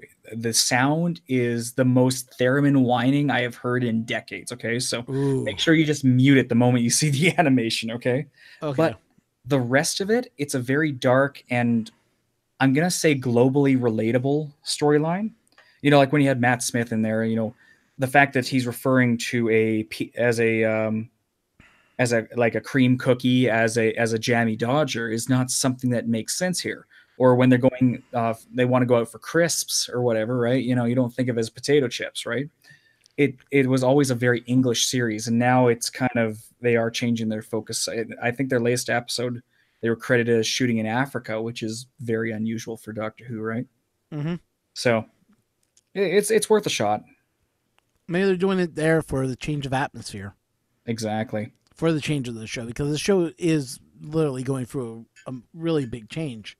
Oh yeah, it's a whole new writing staff. It's a whole new direction, and bear in mind, it's still a BBC original program. So it takes a lot of money, and that's why a lot of the animation's corny. Is just because it's a That's why I'm low-budget surprised show. you're not watching on BBC Canada. No, I'm watching on Space, which again, well, I'm giving them a second chance because I just have it on my cable package right now. But otherwise, I would be watching it online. Space is a horrible channel. It fills the void when I'm like tired at night and I'm like I'm better go to bed, so I'll put on TNG and watch that for 3 hours and then have all these philosophical thoughts stuck in my head by the time I go to sleep. It's got a really weird lineup. Plus, they've been when I was off sick here, they were playing a lot of Andromeda, which I had never actually watched as a kid. Okay, so it's actually they got me hooked on Andromeda. Andromeda with that. Okay, as much as people give. What's his face? The guy who played Hercules and Andromeda slack. Yeah. It was not a bad series, the Hercules series. Neither was Andromeda. Well, I didn't realize Andromeda was written by Gene Roddenberry's ex-wife, Yeah, it which was. made a lot of sense, right? So Mm-hmm. I was watching it. It's very Canadian. It's very. I never got into Stargate as a kid. I was just a little too young for it. So now I've got to go Ah, back and watch it. But there's a lot of this little CanCon for sci-fi shows that I missed in between, right? yeah. I have a little bit of history with that show, but I can't go talking about it online because, well, then people would be wanting to know more about it, you know. Yeah. Well, But with that though, it's probably time for me to wrap her in. I actually have to get used to being up before 9 a.m. again. I know So, the feeling. I mean, last night I was up till 2 a.m. getting this printer working. So, Oh. yeah. Anyways, everyone, we'll call it a night. It's after midnight for me. So, from everyone here, thanks for tuning in to the last episode. Don't worry, guys. I'll be coming in every so often doing some live stuff, but it won't be the same as we usually do it. I'm hoping to get the whole gang together so we can discuss and come up with some ideas. But I hope to be back soon. So, until then, everybody, thank you so much for watching. Oh, hang on. My video's not on. There we go. So now I have. Now you No, guys everyone's can just see staring me. at me, just staring at my mic. Hey. Yep. So everybody, yeah, we want to thank you for being part of the channel, for being here. So we're gonna call this it for now. It's not the end of the Sunday night shows. Hopefully this job that I end up going or not going goes well, and I still have my Sundays free. But until then, we don't know anything as of yet. So I want to say thank you so much for understanding, everyone. Any printer questions, anything like that, you can always go to our channel on Facebook. Talk to us there. We're friendly. We're informative. And yes, Daniel's part of that channel, so you can ask Daniel any of your printer questions. Please do. He's so much smarter than me. It's smarter than any of us, really. He's a clever man. It's a shame he couldn't be here tonight. Yeah, I wanted to be here for the last episode, but I didn't even tell him it's the last episode yet. He's going to get in shock. Just tell him he's going to host it next week, and then just let him have another another Sunday night. No, I can't do that to him. Yeah. Yeah, it's only because I got like so many things going on right now, and I was gonna call it quits. Actually next week, but next week I found out I'm busy all week. So yeah, it's what it is. But I want to thank you all once again from the bottom of my heart, which is deep inside my body. I do mean that in the most heartfelt way here, guys. I can't hug you. I wish I could. Just saying. But hopefully we'll all meet at Earth. That's the best I can put it. So from myself, thank you so much for watching. And Brian Baker, you have any final words before we kill it? Well, since you're not getting out the content, they can come to my channel, I guess. Oh, gee, No, thanks. I'm not going to shill my own thing, but yeah, we're all a community here. We all work together, so this is not the last you'll be seeing of Ron here. I'm sure we might even drag him onto our stuff. I think he's just playing it safe here. Don't worry, he'll be around. What's this? Like you're gonna drag me over to your channel? What? No, we're gonna drag you into a live stream one way or another. Well, With all that fancy equipment, you can't put it down. I know it. Actually, I might end up moving. Moving. Mm-hmm. Ooh. To Calgary. Coming to the barren wasteland? I might be. Interesting. Let's just put it this way. If everything goes like I'm hoping, I may be in school for another 2 years, and then I'll be stuck in Calgary. So stuck. I appreciate that. That actually describes my current situation. I'm stuck here. Though it can't be any worse with the economy than it is right now. So that's a good way. Tell me about it. Yeah, we could talk about oil all night here, about what's happening here. But maybe that's what we need to do: printing in oil. No, we just need to print a pipeline. That's what we need to do. Everyone, get your printers together.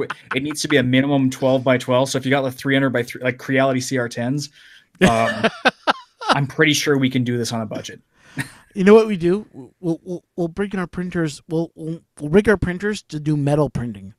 Yes, or we can just get a couple of those HP units. Yeah. Oh, those things look nice, don't they? Though they do. I really want to see what comes out of them. I'll have to see if Shapeways buys one. Hey, man, you can talk to your boss at Spool 3D to buy one. Yeah. At that point, we'd just be printing our own warehouse. Let's You just say could. space is a limitation. Oh yeah, because you guys are downtown Calgary, aren't you? No. Actually, it's way out in the boonies. It's kind of where I am. It's in a little industrial park, Oh, okay. yeah, Spill 3D. They've got a nice bay there, but it's quite tall. So we're building up right now. Yeah, I But know. Like you guys somehow ended up with their office as your studio now. yeah, basically there's two offices in the front lobby of this bay, and so the owner of Spill 3D, Derek, there he takes one, and then he gave Richard the other one because it was just sitting empty. So we just kind And of chill in Richard there. doesn't mind that. I mean, No, access to all the filament you need whenever you need it. yeah, but we only have one power outlet in that room. So everything you're seeing in there is daisy chained of power bars off a single outlet. Okay, we have, I'm gonna bring my kilowatt to see how close we are to tripping the breaker.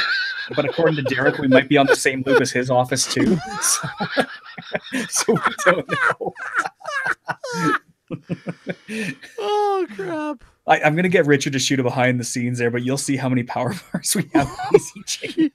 It really brings me to shame, but Oh, you know what you guys need to do? You guys need to buy yourself one big power bar, like the power UPS drive. yeah. Just plug it right in, and then have all the power bars come off of that. We could, but we also right now, as far as That I last that time way I you can checked, overload the circuit. You guys will still be broadcasting. So it won't be have no power. well, it just goes to show 3D printers draw nothing. Okay, Yeah. Bull. no, it's true. They only draw like Oh, I 300 know. watts. I know. Yeah. I know exactly. Yeah. But I'm just like thinking to myself, there are people out there that go bull. They don't draw that much power. Ashley, that is a very good question. Rover, why did you drop your last name? Yeah. Why aren't you USS anymore? Yeah, Yeah. shame. Secret we'll never learn. Yeah. Yeah. So Ashley, just let you know that we are ending this show once and for all. So we're going bye bye. I appreciate how committed you are to ending this. I I have don't a want it to feeling- end. I have a feeling content will happen. It's just not going to be regular. Content's going to happen. I'm just saying this live show is not going to happen anymore. It may. I don't know. I'll It figure may. something out. Once every couple of months, you'll just want to get on and shoot it on Google Hangouts, and you'll just so happen to hit live. And not Because tell everyone everybody. just calls him Rover. That's why it's like you're just keeping Rover. That makes sense. Yeah. Yeah. But yeah, no, it's been a long run, and I want to thank everyone for just watching and putting up with my BS. Putting up with me, putting up with Dan. Well, Daniel's really the start of the show. Let's put it that way. He's excellent. We just have to work on him pacing himself. Yeah, he sometimes throws out a lot of information that just goes over everybody's head. Well, he's like me. I could produce 7 episodes of content in like 7 minutes, and it's like, okay, I'm done. I don't need to revisit that. Maybe you should do that for the first layer. Make your 7 minutes. Well, that's why we're doing 3-minute Thursdays, is because it's like, here, we're gonna do it, and that's it. Oh, really? 3-minute Thursdays. Wow. Yeah, you go look them up. I mean, the videos are still about 10 minutes long, give or take. But the actual like going over the content, we try to compress everything down to a 3-minute window for Okay. the actual content for going over something. So, yeah, Well, if it's working, then that's great. yeah. I know you guys have been exploding, unlike I have. It's been an interesting growth, and what's really shocking. I can share this metric with you because it's quite interesting. Is that almost all the traffic we're seeing is from non-subscribers. So although we're growing in subscriber counts, on average, I think we're seeing 75 to 80% views from non-subscribers. You too, huh? Yeah, and most of our traffic is from Google, not from YouTube. Really? I've been seeing a lot of traffic coming on. Like when I look at CMR's laughter is contagious. What? Yeah, your laughter is contagious. Really? Yes. So she put the CMRs. So I'm like, huh? What? You mean CMP, I think is what she meant. Yeah, well, they're on the upside end of the keyboard, so somebody's sleepy. Yeah. But like our metrics are all over the map. Like I'm looking right now at Social Blade for us. Yesterday we had 1,036 views, and today we only had 372, but we gained 14 subscribers. So it's impossible to follow metrics. I won't lie. It's Yeah. complicated. We've tried to figure out the demographics. We've tried to figure out all that. We've looked into whether or not hashtags help, and it's just. I think the main thing is just if you get the information out there, and we're all doing this for fun. We're not doing it for profit. Anything that does come in from Google, we just put it back into buying print supplies because we print way too much stuff. So Yeah, no, I hear you yeah, on that one. it's just But it's a fun hobby. That's why we all kind of work together. We're even I've looked at Joel Telling stats and all them, and they make about what I make take home per month just on YouTube. But it took them all those years, and it's variable revenue. So it's not a career path. YouTube. It's just you got to have fun with it. And if you're getting too busy or you're wearing out with it, as we were talking about burnout earlier, it's not worth it to keep going on. There's no requirement or demand for you. You just release content when you're comfortable with it. exactly. And I'm looking right now. I'm just looking at my creator studio right now because we just lost a subscriber. I think I know who that was.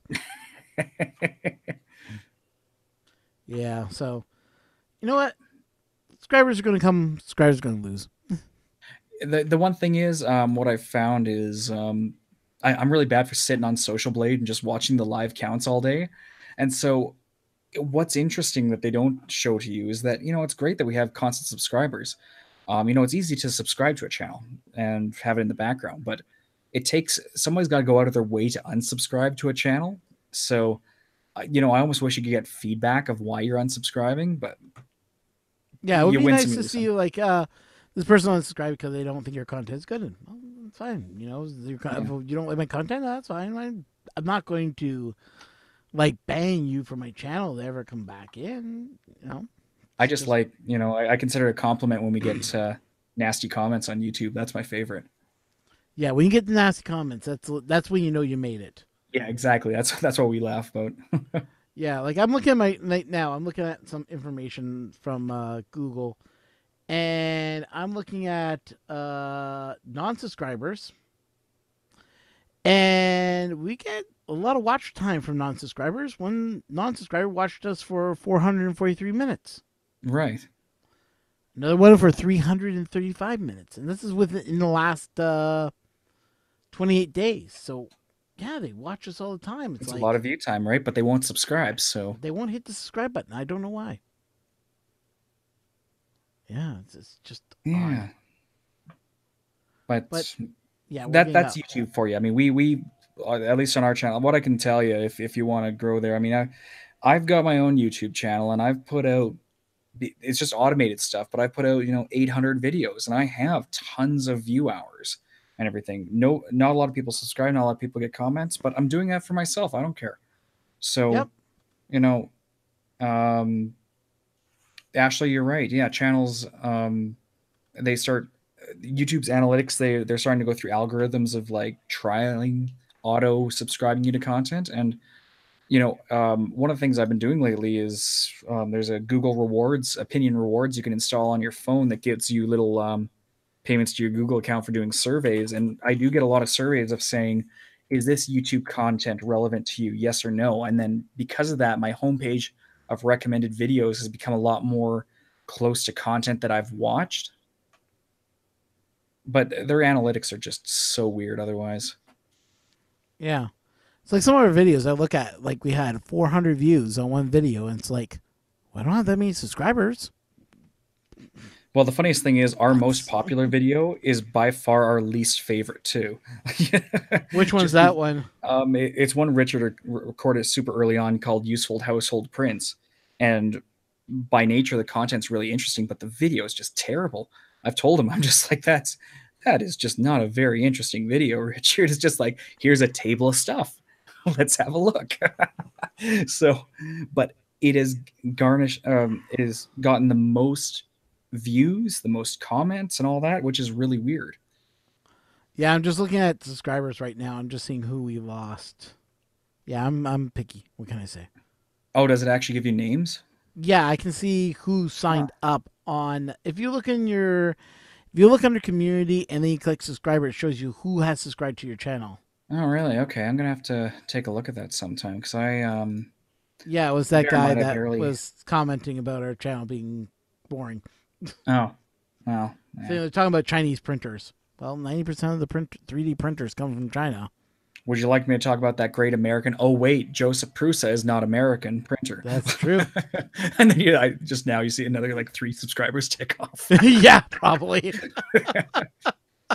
No, it's honestly we all do YouTube for fun. That's all it comes down to. We're not doing this for a living. We're doing this for fun. So, uh, if you like the content, great. If you don't like it and you're not wanting to provide feedback, well, I'm not going to go out of my way to try to reach out and cater to you because I'm doing this just for fun.